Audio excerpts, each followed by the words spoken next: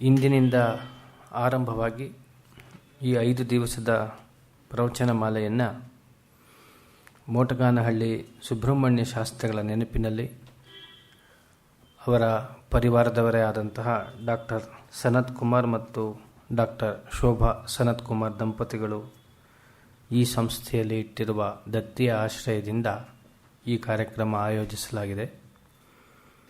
Doctor Sanath Kumar ಮತ್ತು ಶೋಭಾ ಕುಮಾರ್ ಅವರ ಸಕಲ ಪರಿವಾರಕ್ಕೂ ಸಕಲ ಶ್ರೇಯಸ್ಸು ಉಂಟಾಗಲಿ ಅಂತ ತಮ್ಮೆಲ್ಲರ ಪರವಾಗಿ ಸಂಸ್ಥೆಯ ಪರವಾಗಿ ಪ್ರಾರ್ಥನೆ ಮಾಡ್ತೇನೆ. ಸ್ವತಃ ಮೋಟಗಾನಹಳ್ಳಿ ಸುಬ್ರಹ್ಮಣ್ಯ ಶಾಸ್ತ್ರಿಗಳು ಅತ್ಯಂತ ಎತ್ತರಕ್ಕೆ ಬೆಳೆದು ಸಾರಸ್ವತ ಸೇವೆಯನ್ನು ಮಾಡಿದವರು. 1950ರ ಮಧ್ಯಭಾಗದಲ್ಲಿ ಆನ ಕೃಷ್ಣರಾಯರು ಸುಬ್ರಹ್ಮಣ್ಯ ಶಾಸ್ತ್ರಿಗಳ ಬಗ್ಗೆ ಹೇಳಿದರು, ಸುಬ್ರಹ್ಮಣ್ಯ ಶಾಸ್ತ್ರಿಗಳು ಈ ಪೀಳಿಗೆಯ ಶ್ರೇಷ್ಠ ವಿದ್ವಾಂಸರಲ್ಲೊಬ್ಬರು. ಶ್ರೀಮದ್ ರಾಮಾಯಣದ ಕನ್ನಡ ಅನುವಾದ ಮೊದಲಾದ ಬರಹಗಳಿಂದ ಕೀರ್ತಿವಂತರಾಗಿದ್ದಾರೆ ಅಂತ. ಕಾಳಿದಾಸನ ಮಾಲವಿಕಾಗ್ನಿಮಿತ್ರ ಹಾಗೆಯೇ ರಾಮಾಯಣವನ್ನು ಕೂಡ ಕನ್ನಡಕ್ಕೆ ಅನುವಾದ ಮಾಡಿ ಸಾರಸ್ವತ ಸೇವೆಯನ್ನು ವಿಪುಲವಾಗಿ ಮಾಡಿದ್ದಾರೆ.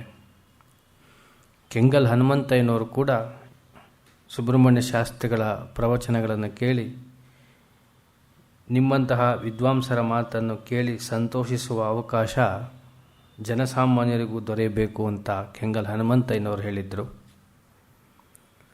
ಸುಮಾರು 4 ದಶಕಗಳ ಕಾಲ ಅವಿರತವಾಗಿ ಸಾರಸ್ವತ ಸೇವೆಯನ್ನು ಸಲ್ಲಿಸಿದವರು ಸುಬ್ರಹ್ಮಣ್ಯ ಶಾಸ್ತ್ರಿಗಳು. ವಿಪುಲವಾದ ಸಾಹಿತ್ಯ, ಬೋಧನೆ, ಪ್ರಸಾರ ಈ ಎಲ್ಲ ಆಯಾಮಗಳಲ್ಲಿ ಕೂಡ ಸುಬ್ರಹ್ಮಣ್ಯ ಶಾಸ್ತ್ರಿಗಳು ಕೆಲಸ ಮಾಡಿದ್ದಾರೆ. 1937ರಲ್ಲೇ ನಾಟಕ ಕಲೆ ಪ್ರಸಾರಕ್ಕಾಗಿ ಮೀಸಲಾಗಿದ್ದ ರಂಗಭೂಮಿ ಪತ್ರಿಕೆಯ ಸಂಪಾದಕತ್ವ ಕೂಡ ವಹಿಸಿಕೊಂಡು ಅದನ್ನು ಮುನ್ನಡೆಸಿದರು. ಕನ್ನಡ ಸಾಹಿತ್ಯ ಪರಿಷತ್ತಿನ ನಿಕಟವರ್ತಿಗಳಾಗಿದ್ದರಿಂದ ಅಂದಿನ ಅದರ ಅಂಗಪತ್ರಿಕೆಗಳ ಸಂಪಾದನೆಯೂ ಕೂಡ ಇವರ ಯೋಗದಾನ ಇತ್ತು. 1947ರಿಂದ 49ರವರೆಗೆ ಕನ್ನಡ ನುಡಿಯ ಸಂಪಾದಕರಾಗಿ, ಅನಂತರ 1951ರಿಂದ 59ರವರೆಗೆ ಕನ್ನಡ ಸಾಹಿತ್ಯ ಪರಿಷತ್ ಪತ್ರಿಕೆಯ ಸಂಪಾದಕರಾಗಿ ಕೂಡ ಸೇವೆಯನ್ನು ಸಲ್ಲಿಸಿದ್ದಾರೆ. ಹೀಗೆ ಬಹುಮುಖ ಸುದೀರ್ಘ ಕಾಲ ಸಾರಸ್ವತ ಸೇವೆಯನ್ನು ಸಲ್ಲಿಸಿದ ಮೋಟಗಾನಹಳ್ಳಿ ಸುಬ್ರಹ್ಮಣ್ಯ ಶಾಸ್ತ್ರಿಗಳನ್ನು ನೆನೆಸಿಕೊಳ್ಳುವುದು ನಮ್ಮೆಲ್ಲರ ಆದ್ಯ ಕರ್ತವ್ಯ ಮತ್ತು ಸುದೈವ ಅಂತ ತಿಳಿತೇನೆ. ಅವರ ನೆನಪಿನಲ್ಲಿ ಈ ಒಂದು ಪ್ರವಚನ ಮಾಲೆಗೆ, ಈ ವೇದಿಕೆಗೆ ಸುಪರಿಚಿತರೇ ಆದಂತಹ ಪಂಡಿತ್ ಜಯತೀರ್ಥಾಚಾರ್ಯ ಮಳಗೆಯವರು ಆಗಮಿಸಿದ್ದಾರೆ. ಅವರಿಗೆ ತಮ್ಮೆಲ್ಲರ ಪರವಾಗಿ, ಸಂಸ್ಥೆಯ ಪರವಾಗಿ ಮತ್ತು ದತ್ತಿಯ ನ್ಯಾಸಕರ್ತರ ಪರವಾಗಿ ಭಕ್ತಿಪೂರ್ವಕ ಸ್ವಾಗತವನ್ನು ಕೋರ್ತೇನೆ.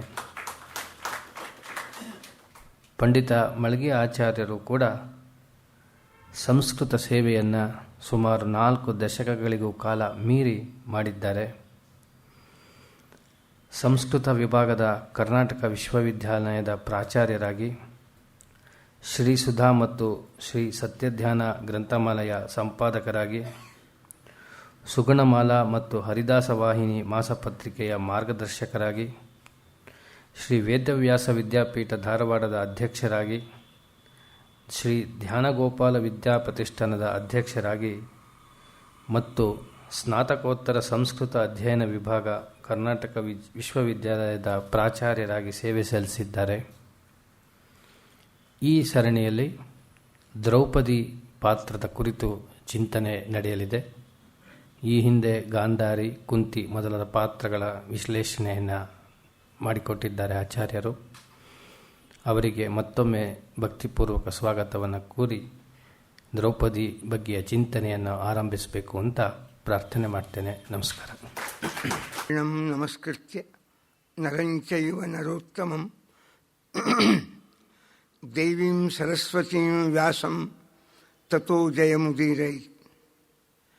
ನಾರಾಯಣಾಯ ಪರಿಪೂರ್ಣಗುಣಾರ್ಣವಾಯ ವಿಶ್ವೋದಯಸ್ಥಿತಿಲಯೋನ್ಯತಿಪ್ರದಾಯ ಜ್ಞಾನಪ್ರದಾಯ ವಿಬುಧಾ ಸುರಸೌಖ್ಯದುಃಖ ಸತ್ಕಾರಣಾಯ ವಿತತಾಯ ನಮೋ ನಮಸ್ತೆ.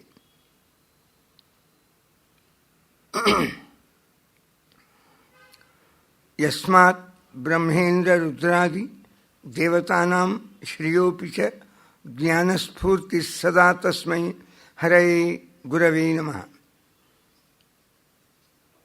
ಆಚಾರ್ಯ ಪವನೋಸ್ಮಾಕಂ ಆಚಾರ್ಯಾಣಿ ಚ ಭಾರತಿ ದೇವೋ ನಾರಾಯಣಸ್ಯೇಷಃ ದೇವಿ ಮಂಗಲದೇವತಾ. ಸಮಸ್ತ ಗುರುಭ್ಯೋ ನಮಃ. ಹರಿ ಓಂ. ಕಳೆದ ಅನೇಕ ವರ್ಷಗಳಿಂದ ಭೀಮಸೇನ ದೇವರ ಬಗ್ಗೆ ಒಂದು 15 ದಿವಸ ವಿಚಾರ ವಿನಿಮಯವನ್ನು ಮಾಡಿಕೊಂಡ್ವಿ. ಆಮೇಲೆ ಕರ್ಣನ ಬಗ್ಗೆ, ಆಮೇಲೆ ಭೀಷ್ಮಾಚಾರ್ಯರು, ದ್ರೋಣಾಚಾರ್ಯರು, ಧರ್ಮರಾಜ, ಅರ್ಜುನ, ಆಮೇಲೆ ಗಾಂಧಾರಿ, ಧೃತರಾಷ್ಟ್ರ, ಕುಂತಿ, ಪಾಂಡು ಇವ್ರ ಬಗ್ಗೆ ಕೆಲವು ವಿಚಾರಗಳನ್ನು ಕೇಳಲಿಕ್ಕೆ ಒಂದು ಪ್ರಯತ್ನವನ್ನು ಪಟ್ಟಿದ್ವು. ಈ ಸಲ ದ್ರೌಪದಿ ದೇವಿಯ ಬಗ್ಗೆ ಕೆಲವು ವಿಚಾರಗಳನ್ನು ತಿಳಿಯುವ ಒಂದು ಪ್ರಯತ್ನ.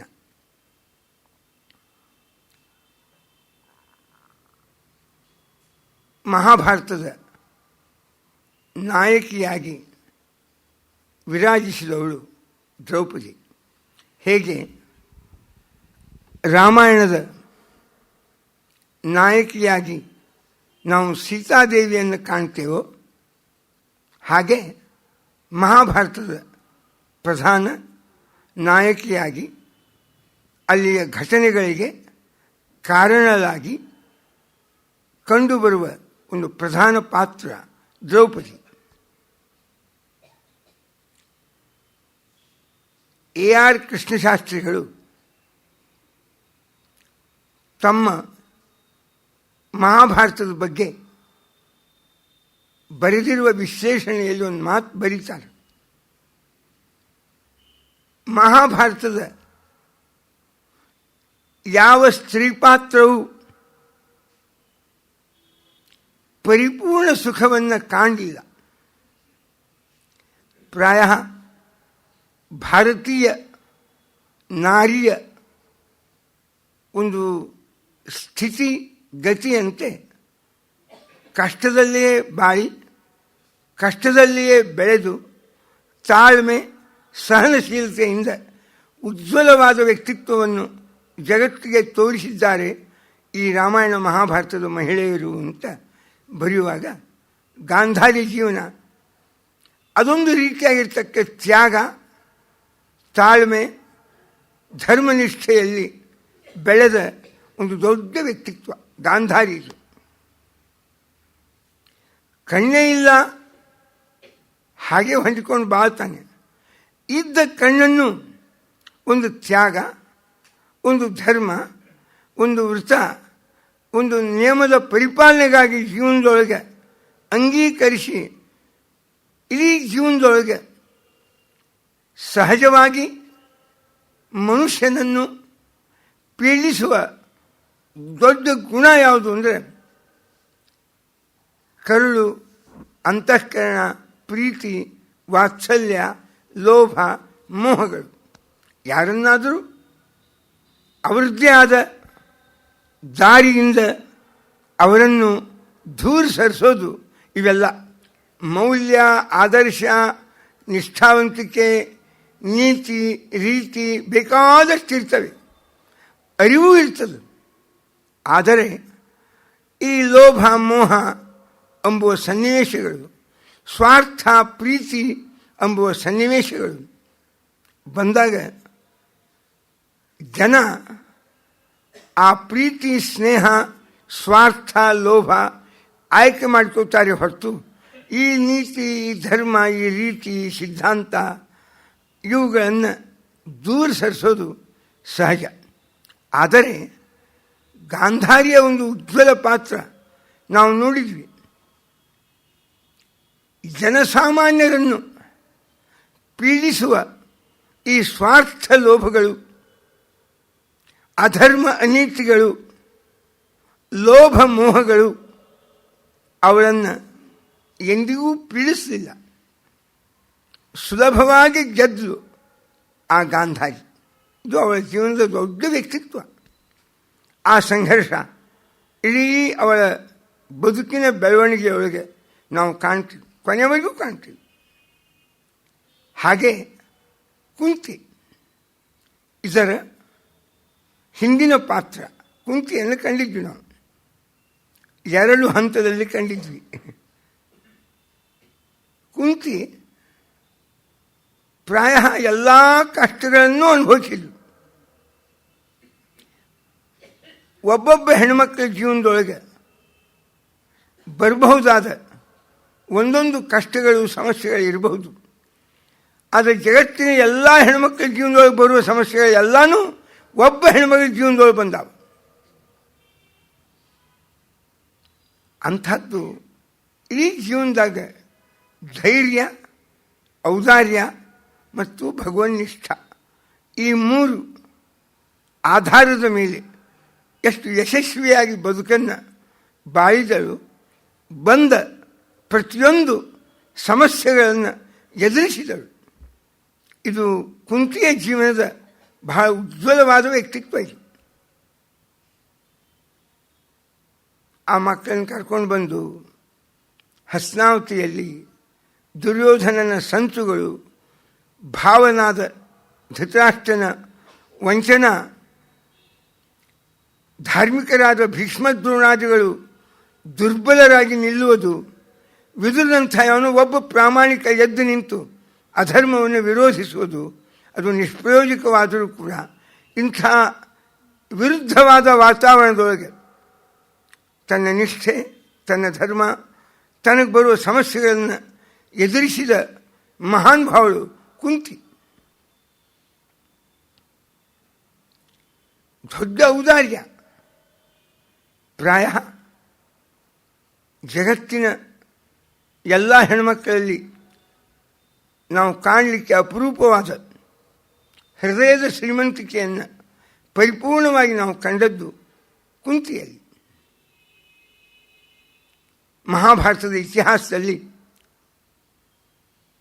ಧರ್ಮರಾಜ, ಕರ್ಣ, ಭೀಮ, ಅರ್ಜುನ, ನಕುಲ, ಸಹದೇವರಿಗೆ ಜನ್ಮ ಕೊಟ್ಟ ತಾಯಿ. ಅಂತೂ ಗಾಂಧಾರಿ ಕುಂತಿಯರು 2 ವಿರುದ್ಧವಾದ ಪಕ್ಷಗಳಿಗೆ, ವ್ಯಕ್ತಿಗಳಿಗೆ, ತತ್ವಗಳಿಗೆ ಜನ್ಮ ಕೊಟ್ಟರೂ ಕೂಡ ತಾವು ಮಾತ್ರ ನಿರ್ಲಿಪ್ತರಾಗಿ ತಮ್ಮ ಧರ್ಮ, ತಮ್ಮ ಕರ್ತವ್ಯ ಕರ್ಮಗಳಲ್ಲಿ ತೊಡಗಿ ಬಾಳಿದ ಮಹಾ ಮಾತೆಯರು ಒಬ್ಬ ಗಾಂಧಾರಿ, ಇನ್ನೊಬ್ಬ ಕುಂತಿ. ಕುಂತಿಯ ನಿಷ್ಠ ಅವಳ ಕೊನೆ ಕಾಲಕ್ಕೆ ಸಾಧನಕ್ಕೆ ಹೋಗುವಾಗ ಮಕ್ಕಳಿಗೆ ಉಪದೇಶ ಮಾಡಿದ ಮಾತನ್ನು ನಾವು ಕಾಣ್ತೀವಿ. ಧರ್ಮೇತೆ ಧೀಯತಾಂ ಬುದ್ಧಿ ಮನಸ್ತು ಮಹದಸ್ತುತೆ. ಧರ್ಮದಲ್ಲಿ ಯಾವಾಗಲೂ ವಿಶ್ವಾಸವನ್ನಿಡಿ. ಮನಸ್ತು ಮಹದಸ್ತುತೆ, ಮನಸ್ಸು ಬಹಳ ದೊಡ್ಡದಿರಲಿ ಎಂಬುವ ಸಂದೇಶ, ಅವಳ ರಾಜನೀತಿಯ ಸಂದೇಶ ಎಲ್ಲಕ್ಕೂ ದೊಡ್ಡದು. ಕೆಲವು ಮೌಲಿಕ ಮಾತುಗಳನ್ನು ನಮ್ಮ ಇತಿಹಾಸಜ್ಞರು ಉಲ್ಲೇಖ ಮಾಡ್ತಾರೆ. ಅವೆಲ್ಲ ಕುಂತಿಯ ಚಿಂತನೆಗಳು. ಮೊದಲು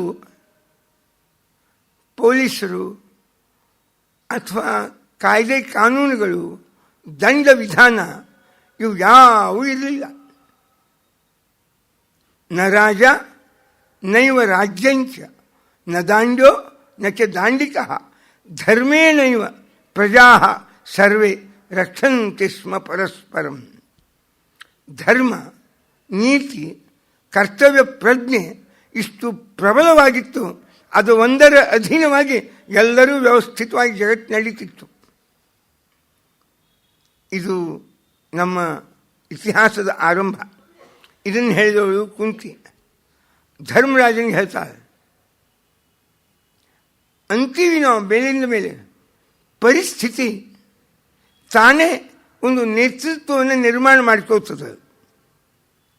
ಪರಿಸ್ಥಿತಿ ಅದು ತುಂಬ ವಿಕಟವಾದಾಗ ಆ ಪರಿಸ್ಥಿತಿಯ ಪರಿಹಾರಕ್ಕಾಗಿ ತನ್ನದೇ ಆದ ಒಂದು ವಿಶಿಷ್ಟವಾದ ನೇತೃತ್ವವನ್ನು ನಿರ್ಮಾಣ ಮಾಡ್ಕೋತಾರೆ ಎಂಬುವ ಕೆಲವು ವಿಚಾರ ಮಾರ್ಕ್ಸ್ ಹೇಳ್ತಿರ್ತಾನೆ ಅಂಥದ್ದು. ಆದರೆ ಕುಂತಿ ಅಂತ ಹಾಗಲ್ಲ. ಪರಿಸ್ಥಿತಿಯಿಂದ ನೀವು ಕೆಟ್ಟರಿ ಅಲ್ಲ, ಪರಿಸ್ಥಿತಿಯಿಂದ ನೀವು ಹೀಗೆ ಒಳ್ಳೆಯವರಾಗಿ ನಿರ್ಮಾಣ ಆದ್ರಿ ಅದೂ ಅಲ್ಲ, ನಿಮ್ಮಿಂದ ಪರಿಸ್ಥಿತಿ ನಿರ್ಮಾಣ ಆಗ್ತದೆ.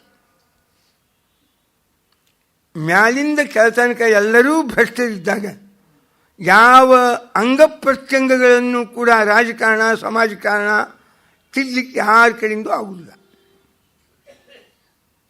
ಯಾಕಂದ್ರೆ ಸಮಾಜವೇ ಪರಿವರ್ತಿತ ಆದಾಗ ನಮ್ಮ ಉತ್ತರ ಕರ್ನಾಟಕ ಭಾಳ ಆಕಾಶಕ್ಕೆ ಚಾಪಿ ಹಚ್ಚಿದಂಗೆ ಅಂತ, ಆಕಾಶ ಎಲ್ಲೋ ಹರಿದದ, ಅದಕ್ಕೊಂದು ಸಣ್ಣ ಅರಿವಿ ತೊಗೊಂಡು ಹೊಲಿತೀನಿ ಅಂದರೆ ಹಾಗೆ ಮಾಡಿ ಬರ್ತದೇನು ಅಲ್ಲ. ಕಾಲೋವಾ ಕಾರಣಂ ರಾಜ್ಞ ರಾಜಾವಾ ಕಾಲಕಾರಣಂ ಇತಿಕೆ ಸಂಶಯೋ ಮಾಭೂತ್. ರಾಜ ಕಾಲಸ್ಯ ಕಾರಣ. ಲೀಡರ್ಶಿಪ್ ಹೇಗಿರ್ತದೆ ಪರಿಸ್ಥಿತಿ ಹಾಗೆ ನಿರ್ಮಾಣ ಆಗ್ತದೆ. ಅದಕ್ಕೆ ರಾಜನಿಂದ ಪರಿಸ್ಥಿತಿಯ ನಿರ್ಮಾಣವೇ ಹೊರತು ಪರಿಸ್ಥಿತಿಯಿಂದ ರಾಜರ ನಿರ್ಮಾಣ ಎಂಬುವ ಹಂತ ಅಲ್ಲ. ಸಂಶಯನೇ ಬೇಡ. ರಾಜ ಪರಿಸ್ಥಿತಿಯ ಅದು ಕುಟುಂಬವೇ ಆಗಿರಬಹುದು, ಒಂದು ಸಂಘ ಸಂಸ್ಥೆಯೇ ಆಗಿರಬಹುದು, ಒಂದು ಸಮಾಜವೇ ಆಗಿರಬಹುದು, ಒಂದು ರಾಜ್ಯ ಅಥವಾ ರಾಷ್ಟ್ರವೇ ಆಗಿರಬಹುದು. ಯಾವುದೇ ವಿಧದ ಪರಿಸ್ಥಿತಿ ನಿರ್ಮಾಣ ಆಗಬೇಕಾದ್ರೆ ಅದಕ್ಕೆ ನೇತೃತ್ವ ಧುರೀಣತ್ವ ಇದೇ ಕಾರಣ. ಅದಕ್ಕೆ ರಾಜ ಧರ್ಮ ನೀನು ರಾಜನಾಗ್ತಾ ಇದ್ದಿ, ನೀನು ಹೇಗಿರ್ತಿ ಹಾಗೆ ಪರಿಸ್ಥಿತಿ ನಿರ್ಮಾಣ ಆಗ್ತದೆ. ರಾಮನಿಂದಾಗಿ ನಿರ್ಮಾಣವಾದ ರಾಜ್ಯ ಅದು ರಾಮರಾಜ್ಯ. ಗಾಂಧಿಯಿಂದಾಗಿ ನಿರ್ಮಾಣವಾದ ರಾಜ್ಯದ ಪರಿಕಲ್ಪನೆ ಅದು ಗಾಂಧಿ ಸ್ವರಾಜ್ಯ ಕಲ್ಪನೆ. ಹೀಗಾಗಿ ನಿನ್ನಿಂದ ಪರಿಸ್ಥಿತಿಯ ನಿರ್ಮಾಣ. ಆದ್ದರಿಂದ ನೀನು ಒಳ್ಳೆಯವನಾಗಿದ್ದರೆ ಪರಿಸ್ಥಿತಿ ಒಳ್ಳೆಯದಾಗ್ತಾ ಇದೆ.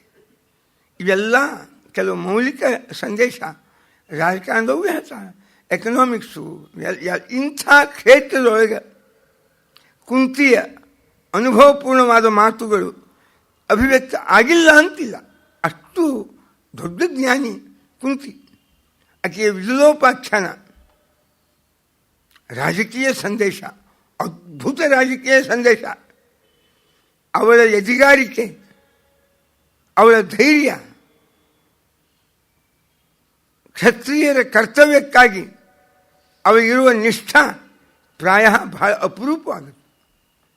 ಅದೇ ರೀತಿಯಾಗಿ ಸ್ವಾರ್ಥ ಲೋಭಗಳು ಯಾವ ನಮ್ಮನ್ನು ಸದಾ ಕಾಡ್ತಾ ಇರ್ತಾವೆ ಅವುಗಳಿಗಾಗಿ ಕೊಟ್ಟ ಕುಂತಿಯ ಸಂದೇಶವೂ ಅದ್ಭುತ, ಗಾಂಧಾರಿಯ ಸಂದೇಶವೂ ಅಷ್ಟೇ ಅದ್ಭುತವಾದದ್ದು.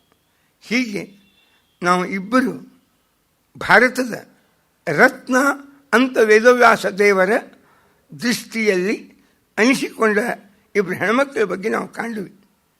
ಈಗ ಅತಿ ಉಜ್ವಲವಾಗಿರ್ತಕ್ಕ ಒಬ್ಬ ಸ್ತ್ರೀ ಪಾತ್ರ ದ್ರೌಪದಿ. ವೇದವ್ಯಾಸದೇವರು ನಮಗೆ ಮಹಾಭಾರತವನ್ನು ಯಾವ ಉದ್ದೇಶಕ್ಕಾಗಿ ಬರೆದೆ ಎಂಬುದನ್ನು ಹೇಳುವಾಗ ಒಂದು ಮಾತು ಹೇಳ್ತಾರೆ, ಗಾಂಧಾರ್ಯ ಧರ್ಮಶೀಲತಾ. ಗಾಂಧಾರಿಯ ಧರ್ಮನಿಷ್ಠ ಎಲ್ಲೆಲ್ಲೂ ನೋಡ್ಲಿಕ್ಕೆ ಸಿಗುವುದಿಲ್ಲ. ಹಾಗೆ ಧೃತಿಂ ಕುಂತ್ಯಾ, ಕುಂತಿಯ ಧೈರ್ಯ ಮತ್ತು ಕುಂತಿಯ ಔದಾರ್ಯ ನಿಮಗೆಲ್ಲೂ ಜಗತ್ತಿನ ನೋಡ್ಲಿಕ್ಕೆ ಸಿಗುವುದಿಲ್ಲ, ಅಷ್ಟು ಆಪರಿ. ಹಾಗೆ ವಿದುರನ ಸತ್ಯನಿಷ್ಠ, ವಾಸುದೇವಸ್ಯ ಮಾಹಾತ್ಮ್ಯಂ, ಕೃಷ್ಣನ ಅಪಾರವಾದ ಮಹಿಮಾ ಪ್ರಾಯ ಅನ್ಯತ್ರ ನಿಮಗೆ ನೋಡ್ಲಿಕ್ಕೆ ಸಿಗುವುದು ಅಪರೂಪ. ಮಹಾಭಾರತ ಇಂಥ ಮಹಾಕಾವ್ಯ, ಇಂಥ ಮಹಾ ಇತಿಹಾಸ, ಕಾವ್ಯ ರೂಪದ ಇತಿಹಾಸ, ಎಲ್ಲ ಸಾರ್ವಕಾಲಿಕ ಜೀವನದ ಒಂದು ಪ್ರತಿಬಿಂಬ ರೂಪದಿಂದ ವೇದವ್ಯಾಸದೇವರು ಚಿತ್ರಣ ಮಾಡಿದರು. ಎಲ್ಲ ಕಾಲದಲ್ಲಿರುವ ಎಲ್ಲರ ಮನಸ್ಸಿನ ಪ್ರತಿಬಿಂಬ ಅದು ಮಹಾಭಾರತವು ಮೂಡಿದೆ. ಹೀಗಾಗಿ ಮಹಾಭಾರತ ಯಾರಿಗೂ ನಮ್ಮ ಬದುಕಿಗೆ ಇದು ಸಂಬಂಧಪಟ್ಟದ್ದು ಅಲ್ಲ ಅಂತ ಅನಿಸುವುದೇ ಇಲ್ಲ. ನಮ್ಮದೇ ಜೀವನ ಅಲ್ಲದ ಅಂತ.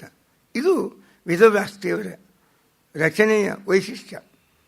ಎಲ್ಲ ಕಾಲದಲ್ಲಿಯೂ ಯಾವುದು ಮೌಲ್ಯ, ಯಾವುದು ಆದರ್ಶ, ಅದು ಸ್ತ್ರೀ ಜೀವನಕ್ಕೆ ಇರಬಹುದು, ಇಲ್ಲ ಪುರುಷ ಜೀವನಕ್ಕೆ ಇರಬಹುದು, ಇದನ್ನು ಮಾರ್ಗದರ್ಶನ ಮಾಡುವುದು ಅದು ಮಹಾಭಾರತ. ಜೊತೆಗೆ ಬದುಕು ನಾವು ಬಯಸಿದಂತೆ ಯಾವಾಗಲೂ ಸುಖದ ಸುಪ್ಪತ್ತಿಗೆಯಲ್ಲಿಯೇ ನಡೆಯಲಿಕ್ಕೆ ಸಾಧ್ಯ. ಸುಖ ದುಃಖ ಇವೆಲ್ಲವೂ ಕೂಡ ಕಾಲಕ್ಕೆ ಅನುಗುಣವಾಗಿ ಮನುಷ್ಯನ ಜೀವನದಲ್ಲಿ ಅತಿ ಸಹಜ. ಇವೆಲ್ಲ ವಿಚಾರವನ್ನು ನಾವು ಕಾಣಲಿಕ್ಕೆ ಹತ್ವಿ ಅಂದರೆ ಅವಾಗ ಬಹಳ ಅದ್ಭುತವಾದ ಒಂದು ವಿಮರ್ಶೆ ಆದ. ರಾಮಾಯಣದ ಸೀತಾದೇವಿ, ಮಹಾಭಾರತದ ದ್ರೌಪದಿ ದೇವಿ ಇಬ್ಬರು ನಾಯಕಿಯರು ಅಂತ ನೀವು ಕಂಡ್ರಿ. ಆದರೆ ಸೀತಾದೇವಿಯ ಜೀವನಕ್ಕಿಂತ ದ್ರೌಪದಿಯ ಜೀವನ ಇನ್ನೂ ಬಹಳ ಕಷ್ಟಮಯ. ರಾಮನ ಒಂದು ದೊಡ್ಡ ನಿಷ್ಠಾವಂತಿಕೆ, ಪಿತೃಭಕ್ತಿ, ಮಾತೃಭಕ್ತಿ, ಬಹಳ ದೊಡ್ಡ ಮೌಲ್ಯ. ಅವನ ಒಂದು ಧರ್ಮಕ್ಕಾಗಿ, ಕರ್ತವ್ಯ ಪರಿಪಾಲನೆಗಾಗಿ ರಾಮನ ಜೊತೆಗೆ ಸಹಗೂಡಿ ತಾನೂ ಒಂದು ದೊಡ್ಡ ತ್ಯಾಗವನ್ನು ಮಾಡಿದಳು. ಅದು ರಾಮನ ಕಾರ್ಯದ ಪರಿಪಾಲನೆಗಾಗಿ ಸೀತಾದೇವಿಯ ತ್ಯಾಗ. ಒಂದು ವರ್ಷ ಅವಳು ಬಹಳ ಅವಮಾನವನ್ನು ಅನುಭವಿಸಿದಳು. ಆ ಅವಮಾನ ರಾವಣನ ಮಾತಿನಿಂದ ಆದದ್ದಷ್ಟೇ. ವಿರಹ, ರಾಮನ ವಿರಹ, ರಾವಣನ ದುಷ್ಟ ಮಾತುಗಳು ಎರಡೇ ಪೀಡಾ ಪ್ರಾಯ ಸೀತಾದೇವಿ ಜೀವನದಾಗ ಬಂದು ಹೋದು. ಆದರೆ ಅವಳಿಗೆ ಇಷ್ಟು ದ್ರೌಪದಿ ಜೀವನದಾಗ ಬಂದಷ್ಟು ಕಷ್ಟಗಳು ಬರಲಿಲ್ಲ. ಹೆಜ್ಜೆ ಹೆಜ್ಜೆಗೆ ದ್ರೌಪದಿ ಮೇಲೆ ಅನೇಕರ ಕಣ್ಣು, ಕಟಾಕ್ಷ, ಆಕ್ರಮಣ, ಅತ್ಯಾಚಾರ, ಎಷ್ಟು ರೀತಿಯಾಗಿ ದ್ರೌಪದಿ ಸ್ವಯಂವರನೇ ಮರಾಠಿ ಒಳಗೆ ಒಂದು ದ್ರೌಪದಿ ಸ್ವಯಂವರ ಮೇಲೆ ಒಂದು ದೊಡ್ಡ ಆರ್ಟಿಕಲ್ ಬಂತು. ಗಾಜಲೇಲೆ ಸ್ವಯಂವರ ಅಂತಾರದಕ್ಕೆ ಮರಾಠಿ ಭಾಷೆ. ಗಾಜಲೇಲೆ ಅಂದರೆ ಭಾರಿ ಸಂಘರ್ಷದಿಂದಲೇ ದ್ರೌಪದಿಯ ಮದುವೆ ಆಗಿದೆ. ಸಂಘರ್ಷದಿಂದಲೇ ದ್ರೌಪದಿಯ ಹುಟ್ಟು. ದ್ರೌಪದಿಯ ಹುಟ್ಟಿನ ಹಿನ್ನೆಲೆಯೊಳಗೆ ಅವರ ತಂದೆಯಾಗಿರ್ತಕ್ಕ ದ್ರುಪದ ರಾಜನ ಮನೋಭೂಮಿಕ. ದ್ರೋಣ ಅವನ ಮೇಲೆ ಸೇಡು ತೀರಿಸಿ ಹೋಗಬೇಕು, ಅದಕ್ಕೊಬ್ಬ ಮಗನನ್ನು ಪಡಿಬೇಕು. ಪಾಂಡವರು ಪರಾಕ್ರಮಿಗಳು, ಅವರನ್ನು ಅಳಿಯನನ್ನಾಗಿ ಮಾಡ್ಕೋಬೇಕು, ಅದಕ್ಕೊಬ್ಬ ಮಗಳು ಬೇಕು. ಅರ್ಜುನನ್ನು ಹೊಂದಲಿಕ್ಕೆ, ಅಳಿಯ ಮಾಡ್ಕೊಳ್ಳಿಕ್ಕೆ ಮಗಳು ಬೇಕು. ದ್ರೋಣಾದಿಗಳನ್ನು ಸಂಹಾರ ಮಾಡಲಿಕ್ಕೆ ಒಬ್ಬ ಮಗ ಬೇಕು. ಈ ಭೂಮಿಕಾ ದ್ರುಪದನೊಳಗೆ ನಿರ್ಮಾಣ ಆಯಿತು, ಅದರಿಂದಲೇ ಜನ್ಮ. ಅದಕ್ಕೆ ಆಕೆಗೆ ಬೆಂಕಿಯ ಮಗಳು ಅಂತ ನಮ್ಮ ಕನ್ನಡ ಸಾಹಿತ್ಯದೊಳಗೆ ಸತ್ಯಕಾಮರು ಅಂತ ಒಳ್ಳೆ ದೊಡ್ಡ ಲೇಖಕ ಆಗಿ ಹೋದರು. ಅವರು ಅನಂತಾಚಾರ್ಯ ಶಾಪೂರ್ ಅಂತ, ಶಾಪೂರ್ ಬಾಬು ಅಂತಿದ್ರು, ಸತ್ಯಕಾಮ ಅಂತ ಭಾಳ ಪ್ರಸಿದ್ಧವಾವು ಕೃತಿಯನ್ನು ಎಲ್ಲ ಓದಿರ್ಬೇಕಾದ್ಕೊಂಡ. ನಮ್ಗೆ ಗಲಗಲಿ ಊರವರು ಜಮಖಂಡಿ ಹತ್ತಿರ ಸತ್ಯಕಾಮರು ಒಂದು ಪುಸ್ತಕ ಬರೆದರು, ಬೆಂಕಿಯ ಮಗಳು ಅಂತ ಹೆಸರು. ಮರಾಠಿ ಒಳಗೂ ಬಂತು, ಗೃಹದಾಹಿನಿ ಅಂತ. ಮನೆಯನ್ನೇ ಸುತ್ತು ಹಾಕುವ ಪ್ರಚಂಡ ಬೆಂಕಿಯ ಮಗಳಿವಳು ಅಂತ. ಬೆಂಕಿ ಮಾಡುವುದೇನು? ಸುಟ್ಟು ಹಾಕುವುದು. ಅದಕ್ಕೆ ಇಡೀ ತಾನು ಬಂದ ಮನೆಯನ್ನೇ ಸ್ವಚ್ಛ ಧ್ವಂಸ ಮಾಡಿ ಹಾಕಿದ್ರು. ಯಾರು? ಇಡೀ ಕೌರವರು ಪಾಂಡವರಿಂದ ಕೂಡಿದ ಕುರುವಂಶವೆಂಬ ಮನೆಗೆ ಸೊಸೆಯಾಗಿ ಬಂದ ದ್ರೌಪದಿ ಇಡೀ ಧೃತರಾಷ್ಟ್ರನ ಕಣ್ಣೆದುರಿಗೆ ಅವನ ಮಕ್ಕಳು ಮೊಮ್ಮಕ್ಕಳು ಎಲ್ಲ ಪರಿವಾರವನ್ನು ಸುಟ್ಟು ಹಾಕಿದ್ರು. ಅದಕ್ಕೆ ಗೃಹದಾಹಿನಿ ಅಂತ ಕರೀತಾರೆ ಆಕೆಗೆ. ಯಾರಿಗೆ? ದ್ರೌಪದಿಯನ್ನು. ಈ ದ್ರೌಪದಿ ಸಂಘರ್ಷದಿಂದ ಜನ್ಮ. ತಂದೆಯ ಮಾನಸಿಕ ದ್ವೇಷದಿಂದಲೇ ದ್ರೌಪದಿ ಅವತಾರಕ್ಕೆ ಜನ್ಮ. ಅಯೋನಿಜೆಯಾಗಿ ಜನ್ಮ. ಮುಂದೆ ಮಾಡಿದ ಕಾರ್ಯವೂ ಹಾಗೆ. ದೇವರು ಅವಳನ್ನು ಸಾಮಾನ್ಯ ಸ್ತ್ರೀಯನ್ನಾಗಿ ಹುಟ್ಟಿಸಿದ್ದ ಅಂದರೆ ಈ ಮಹಾಭಾರತ ಯುದ್ಧ ನಡೀತಿದ್ದಿಲ್ಲ.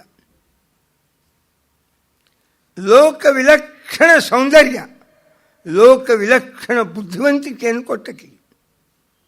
ಅದು ಕೌರವರ ಪಾಂಡವರ ಮಧ್ಯದಲ್ಲಿ ಒಂದು ಸಂಘರ್ಷವನ್ನು ಬೆಳೆಸಿ ಅದು ಅವರನ್ನು ಅಳಿಸಲಿಕ್ಕೆ ಅದು ಕಾರಣವಾಯಿತು.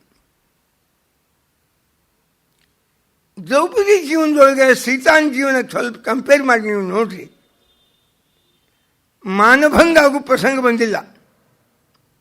ರಾವಣ ಕೈ ಹಿಡಿದು ಹಾಕೊಂಡು ಹೋದ ಇಷ್ಟೇ ಹೊರತು ಬಲಾತ್ಕಾರ ಅಥವಾ ವಸ್ತ್ರಾಪಹರಣ ಮಾಡಬೇಕು. ಅದು ಅತ್ತಿ ಮಾವ ಕುಂತಿ 5 ಜನ ವೀರಾಧಿವೀರಾದ ಗಂಡಂದರು, ಭೀಷ್ಮಾಚಾರ್ಯ ದ್ರೋಣಾಚಾರ್ಯಂಥ ಆಚಾರ್ಯ ಪುರುಷರು ಎಲ್ಲ ರಾಜಾಧಿರಾಜರ ಎದುರಿಗೆ ತುಂಬಿದ ಸಭಾದೊಳಗೆ ಸಾಕ್ಷಾತ್ ಮೈದುನರು ಅವ್ರ ಕಡೆಯಿಂದ ದ್ರೌಪದಿಯ ಮಾನಭಂಗದ ಕಾರ್ಯ ಆಯಿತು. ಈ ಪ್ರಸಂಗ ಅಹಲ್ಯಾಗೂ ಬಂದಿಲ್ಲ, ಮತ್ತು ಸತ್ಯವಾನ ಸಾವಿತ್ರಿಗೂ ಬಂದಿಲ್ಲ, ಸೀತಾದೇವಿಗೂ ಬಂದಿಲ್ಲ. ಇವರಿಗೆ ಬರುವಂಥ ಇಂಥ ದುರ್ಧರವಾಗಿರ್ತಕ್ಕ ಪ್ರಸಂಗ ಯಾರಿಗೂ ಬಂದಿಲ್ಲ ಜೀವನದಾಗ. ಹಿಂಗೆ ಅನೇಕ ಕಷ್ಟಗಳನ್ನು ಇಡೀ ಜೀವನದಾಗ ಎದುರಿಸಿ ಎಲ್ಲ ರಾಮಾಯಣದ ಸೀತಾದೇವಿಯೇ ಆಗಲಿ, ಅಹಲ್ಯ ಅಥವಾ ಸಾವಿತ್ರಿ ಎಂಬುವಂಥ ಸ್ತ್ರೀಯರೇ ಆಗಲಿ, ಅನೇಕರಿಗೆ ಅನೇಕ ಕಷ್ಟ ಬಂದಾವ, ಇಲ್ಲ ಅಂತಲ್ಲ. ಆ ಎಲ್ಲ ಕಷ್ಟಗಳನ್ನು ಮೀರಿ ಇದು ಕುಂತಿಗೂ ಇಂಥ ಕಷ್ಟ ಬಂದಿಲ್ಲ, ಮರ್ಯಾದೆ ಹೋಗುವಂಥ ಪ್ರಸಂಗ ಬರಲಿಲ್ಲ. ಒಬ್ಬ ದ್ರೌಪದಿ ಮೇಲೆ ಎಷ್ಟು ಮಂದಿ ಕಟಾಕ್ಷ. ಕರ್ಣ, ಜರಾಸಂಧ, ಜಯದ್ರಥ, ಪ್ರತಿಯೊಬ್ಬರೂ ದ್ರೌಪದಿ ಮೇಲೆ ಕಟಾಕ್ಷ. ಇಂಥ ಒಂದು ಪಾತ್ರ ದ್ರೌಪದಿ. ಕೃಷ್ಣನಿಗೆ ಅತ್ಯಂತ ಪ್ರೀತ್ಯಾಸ್ಪದವಾದ ತಂಗಿಗಿಂತ ಸಾಕ್ಷಾತ್ ತಂಗಿ ಅಂತ ಅನ್ಕೊಂಡಿರ್ತಕ್ಕ ಪಾತ್ರ ಸಾಕ್ಷಾತ್ ದ್ರೌಪದಿ. ಕೃಷ್ಣ ಅಂತ ಹೇಳ್ತಾರೆ. ಇದು ದ್ರೌಪದಿ ಒಂದು ಮುಖ. ಬುದ್ಧಿವಂತಿಕೆ. 4 ವೇದಗಳನ್ನು, ವೇದಾಂಗಗಳನ್ನು, ಸಮಗ್ರ ಶಾಸ್ತ್ರವನ್ನು ಸಂಪೂರ್ಣವಾಗಿ ಅಧ್ಯಯನ ಮಾಡಿ ತಿಳಿದಂಥ ಸ್ತ್ರೀ ಇವಳು ದ್ರೌಪದಿ.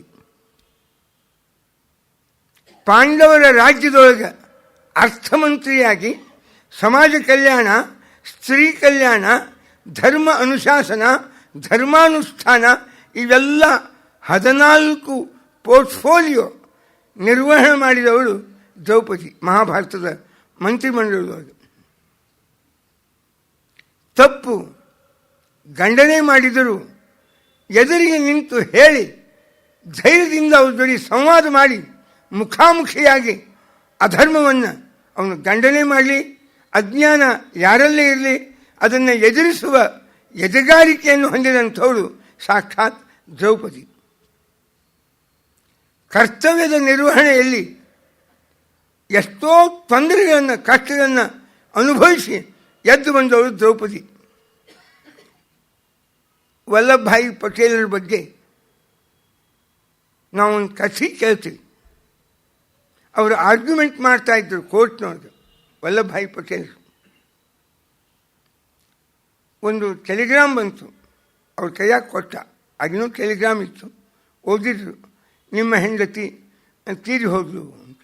ಅದನ್ನ ಮಡಿಸ್ಕೊಂಡು ಕಿಸೆದಾಗಿತ್ತು ಉಂಟು. ಆರ್ಗ್ಯುಮೆಂಟ್ಸ್ ಮತ್ತು ಮುಗಿದ ಮೇಲೆ 2 ತಾಸಿನ ನಂತರ ಆ ಊರಿಗೆ ಬಂದರು. ತನ್ನ ಹೆಂಡತಿ ಎಲ್ಲಾಗಿತ್ತು ಅಲ್ಲಿ ವಲ್ಲಭಾಯಿದು, ಅವ್ರ ವಲ್ಲಭಾಯಿಯವರ ಚರಿತ್ರೆಯೊಳಗೆ ನಾವು ನೋಡ್ತಕ್ಕಂಥ ಮಾತು.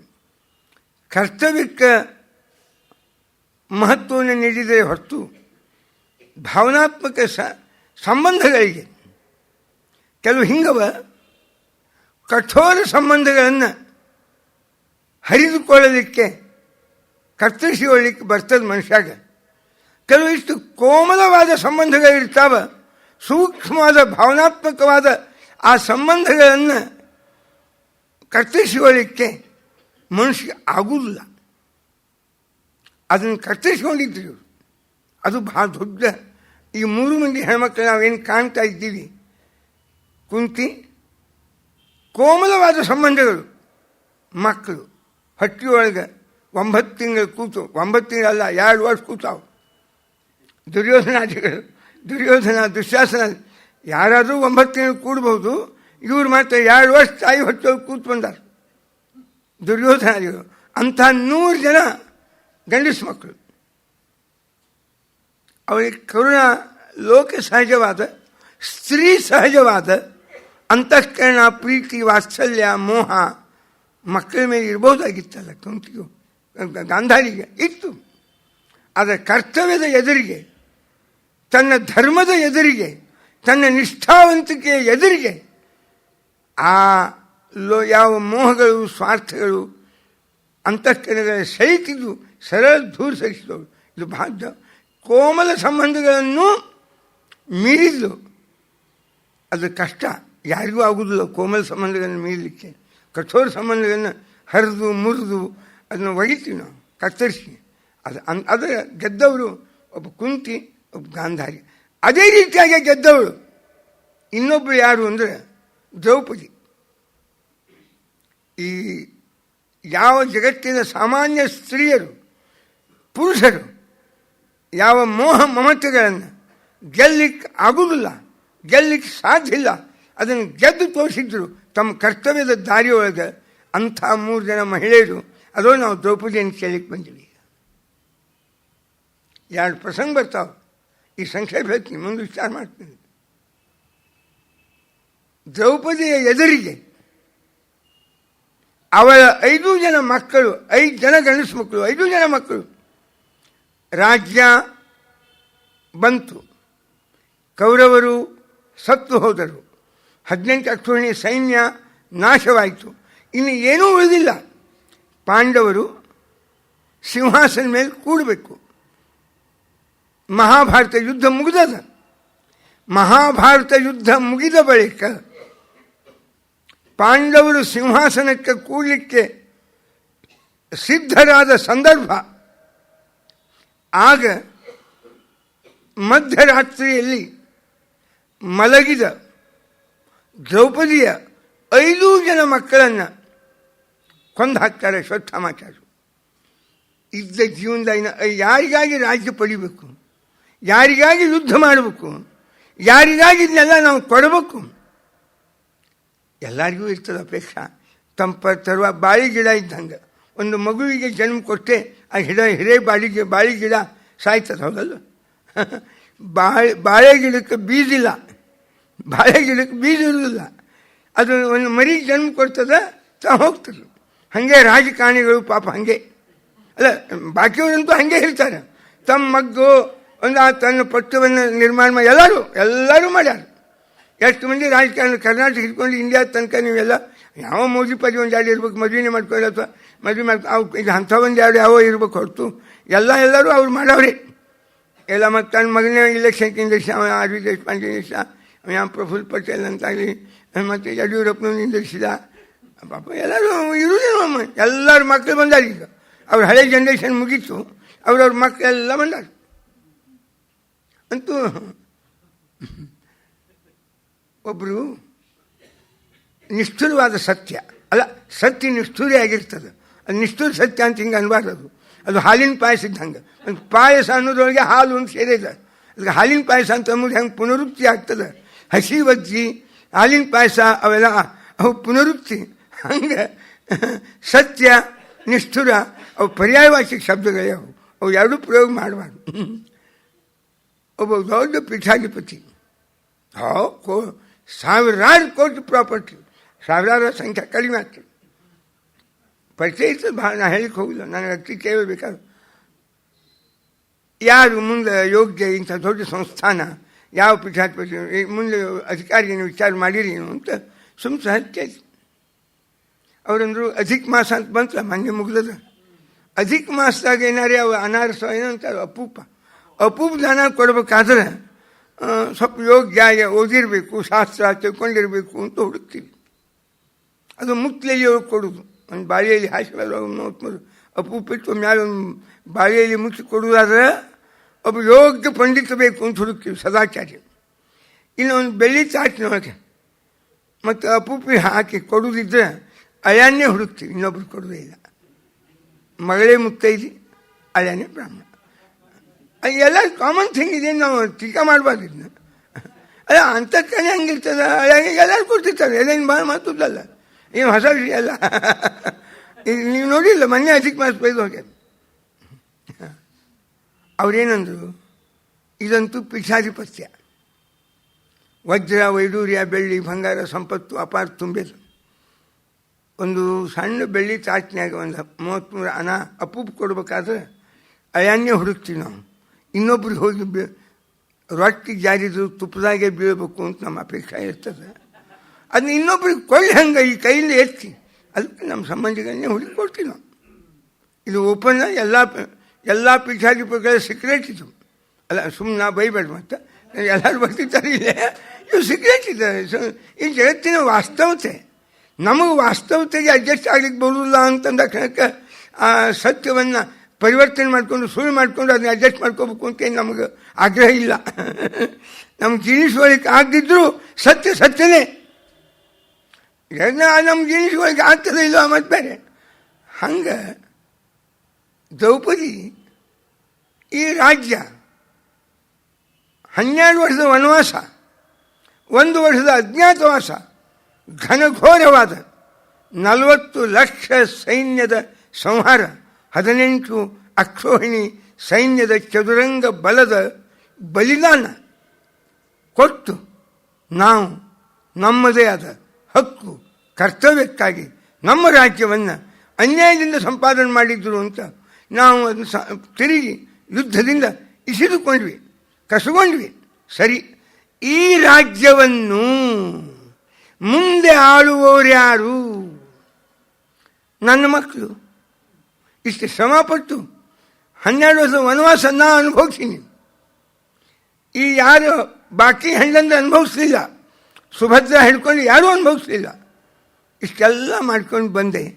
ನನ್ನ ಕರ್ತವ್ಯ ಆ ಮಕ್ಕಳು ಈ ರಾಜ್ಯವನ್ನು ಚೆನ್ನಾಗಿ ಮುಂದೆ ಪರಿಪಾಲನೆ ಮಾಡಿಕೊಂಡು ಅವರು ಬೆಳೆಸಿಕೊಳ್ಳಿ ಅಂತಂಬು ಅಪೇಕ್ಷೆ ಸಹಜವಾಗಿದ್ದಿರ್ಬೋದಲ್ಲ ದ್ರೌಪದಿಗೆ, ಮಾನವ ಸಹಜ.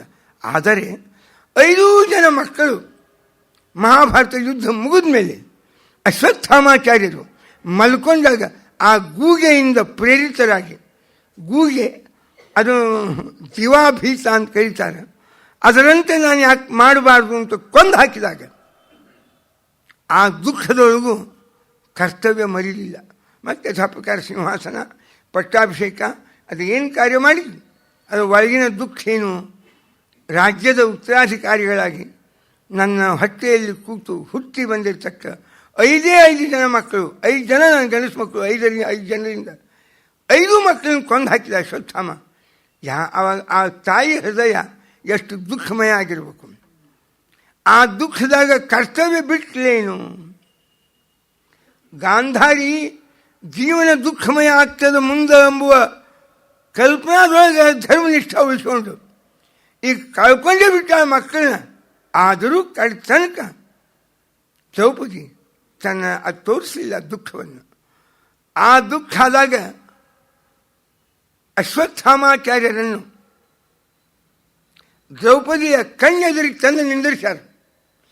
ದ್ರೌಪದಿ, ನಿನ್ನ 5 ಜನ ಮಕ್ಕಳನ್ನು ಕತ್ತರಿಸಿದವರು ಇವ, ಇವನನ್ನು ನೀ ಏನು ಅಂತಿ ಆ ಶಿಕ್ಷೆಯನ್ನು ಇವರಿಗೆ ಕೊಡ್ಲಿಕ್ಕೆ ನಾವು ಸಿದ್ಧರಿದ್ದೀವಿ. ಹೇಳಿ ನೀನು ಏನು ಕೊಡ್ಬೇಕಂತ ಅಶ್ವತ್ಥಾಮಗ ಆಗೂ ದುಃಖ ಮರೆತು ಧರ್ಮವನ್ನು ಮರೀಲಿಲ್ಲ.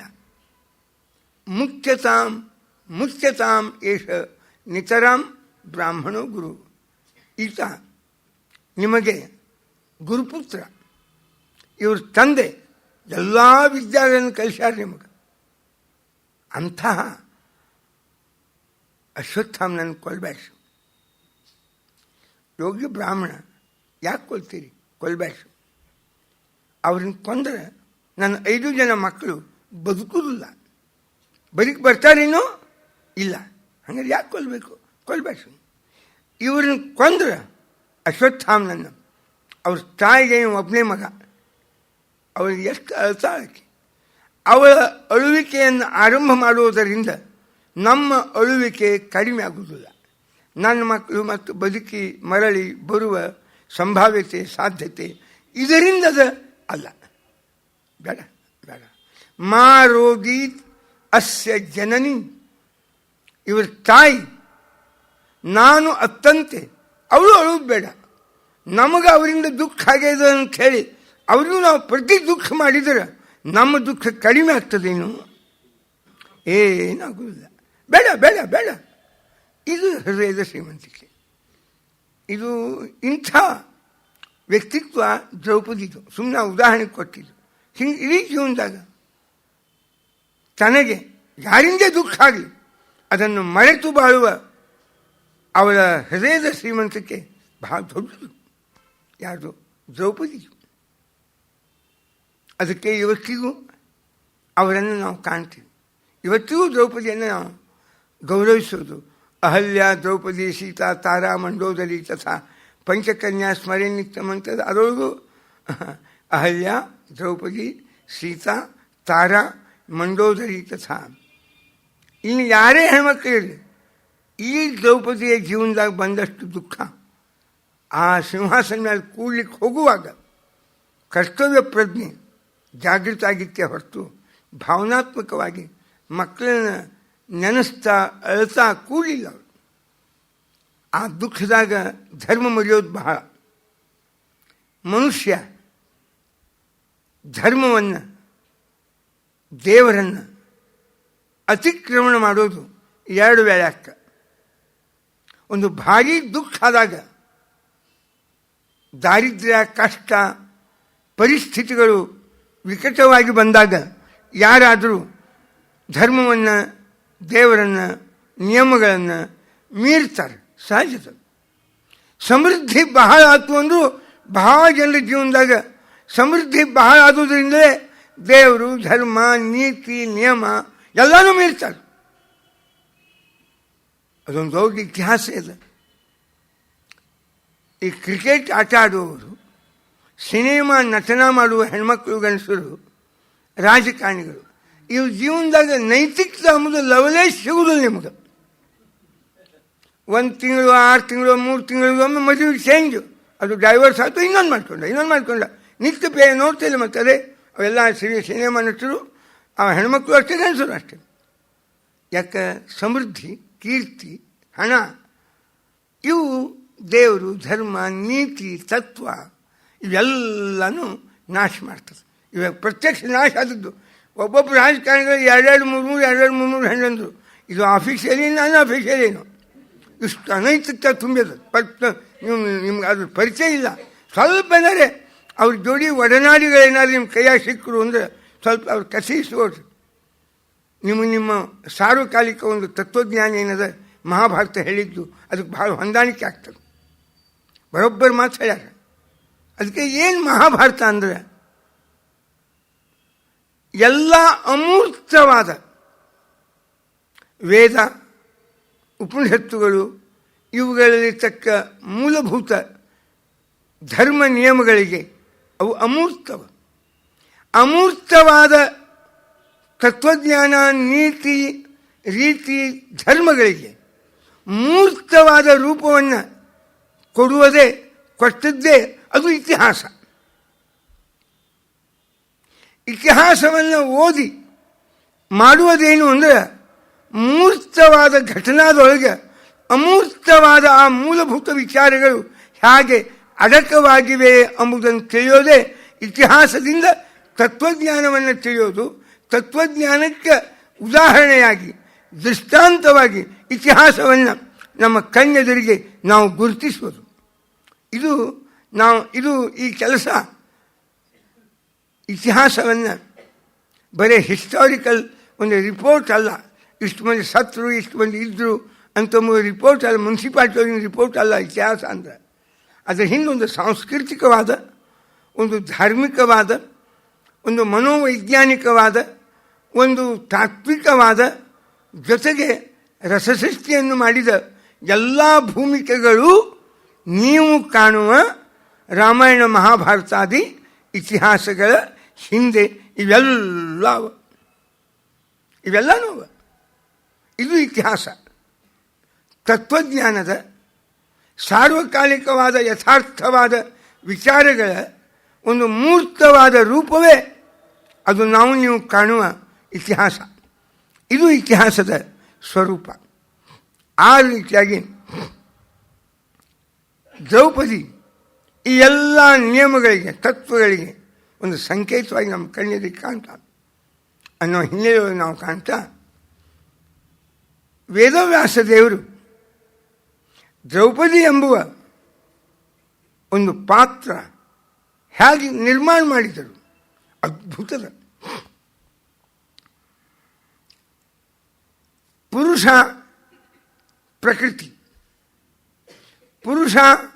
ಪ್ರಕೃತಿ, ಚೇತನ ದೇಹ, ವಿಚಾರ ಆಚಾರ, ಬುದ್ಧಿ ಮನಸ್ಸು, ಇವಕ್ಕೆಲ್ಲ ದ್ವಂದ್ವ ಅಂತ ಕರೀತಾರೆ. ಈ ಸೂರ್ಯ ಚಂದ್ರ, ಹಗಲು ರಾತ್ರಿ, ಸ್ತ್ರೀ ಪುರುಷ, ಇವೆಲ್ಲ ದ್ವಂದ್ವಗಳು. ಒಂದರಿಂದ ಎರಡಾದು, ಎರಡರಿಂದ ಸಾವಿರಾರಾಗಿದೆ. ಪ್ರಪಂಚ ಎಲ್ಲ ಎಷ್ಟು ವಿಸ್ತಾರ ಆಗಿದೆ. ಅದು ಒಂದು ಕ್ರಿಯೇಷನ್ಗೆ ಎರಡು ಬೇಕು ಅಂತಿದು ಬೃಹದಾರಣ್ಯಕೋಪನಿಷತ್ತಿನ ಮೊದಲೇ ಅಧ್ಯಾಯದ ಮಾತು. ಏನು ಬರ್ತದೆ ಅಲ್ಲೇ? ಸ ಏತಾವಾನು ಆಸ ಯಥಾ ಸ್ತ್ರೀ ಪುಮಾಂಸು. ಒಂದು ಬ್ರಹ್ಮ, ಅದು ಪರಬ್ರಹ್ಮ, ಅದು ತನ್ನ ನಾಭಿಯಿಂದ ಜನ್ಮ ಕೊಟ್ಟು, ಅದು ಬ್ರಹ್ಮ. ಅವನು ಪರಬ್ರಹ್ಮ, ಇವ ಚತುರ್ಮುಖ ಬ್ರಹ್ಮ. ಅದು ಪೂರ್ಣ, ಇದು ತನ್ನ ಮಟ್ಟದೊಳಗೆ ಪೂರ್ಣ. ಈ ಬ್ರಹ್ಮ ಒಂದೇ ಇತ್ತು, ದೇವರು ಸೃಷ್ಟಿ ಮಾಡಿದ, ಮುಂದುವರಿಸುವಂದ. ಏಕಾಕಿ ನ ರಮತೆ ಸ ಇಮಮೇವ ಆತ್ಮಾನಂ ದ್ವೇಧಾ ಅಪಾತಯತ. ಬೃಹದಾರಣ್ಯಕ. ಆವಾಗ ಆ ಒಂದೇನಿತ್ತಲ್ಲ ಪೂರ್ಣವಾದದ್ದು, ಆ ಒಂದನ್ನು ಎರಡು ಮಾಡಿದ. ಇದು ಪ್ರಕೃತಿ, ಇದು ಪುರುಷ, ಇದು ಸ್ತ್ರೀ, ಇದು ಪುರುಷ ಎಂಬ ವಿಭಾಗ, ಇದು ಶಿವ, ಇದು ಶಕ್ತಿ ಎಂಬ ವಿಭಾಗ, ಇದು ಬುದ್ಧಿ, ಇದು ಮನಸ್ಸು ಎಂಬ ವಿಭಾಗ ಅಂತಾಗಲಿ ಈ ರೀತಿಯಾಗಿ ಅದನ್ನ ಎರಡು ಮಾಡಿದ. ತತಶ್ಚ ಅಪಾತಯತ, ಎರಡನ್ನಾಗಿ ಹಿಂಗೆ ಬೆಳೆಸಿದಂತ ಪರಮಾತ್ಮ ಒಂದೇ ಬ್ರಹ್ಮನನ್ನು ಎರಡು ಮಾಡಿದ.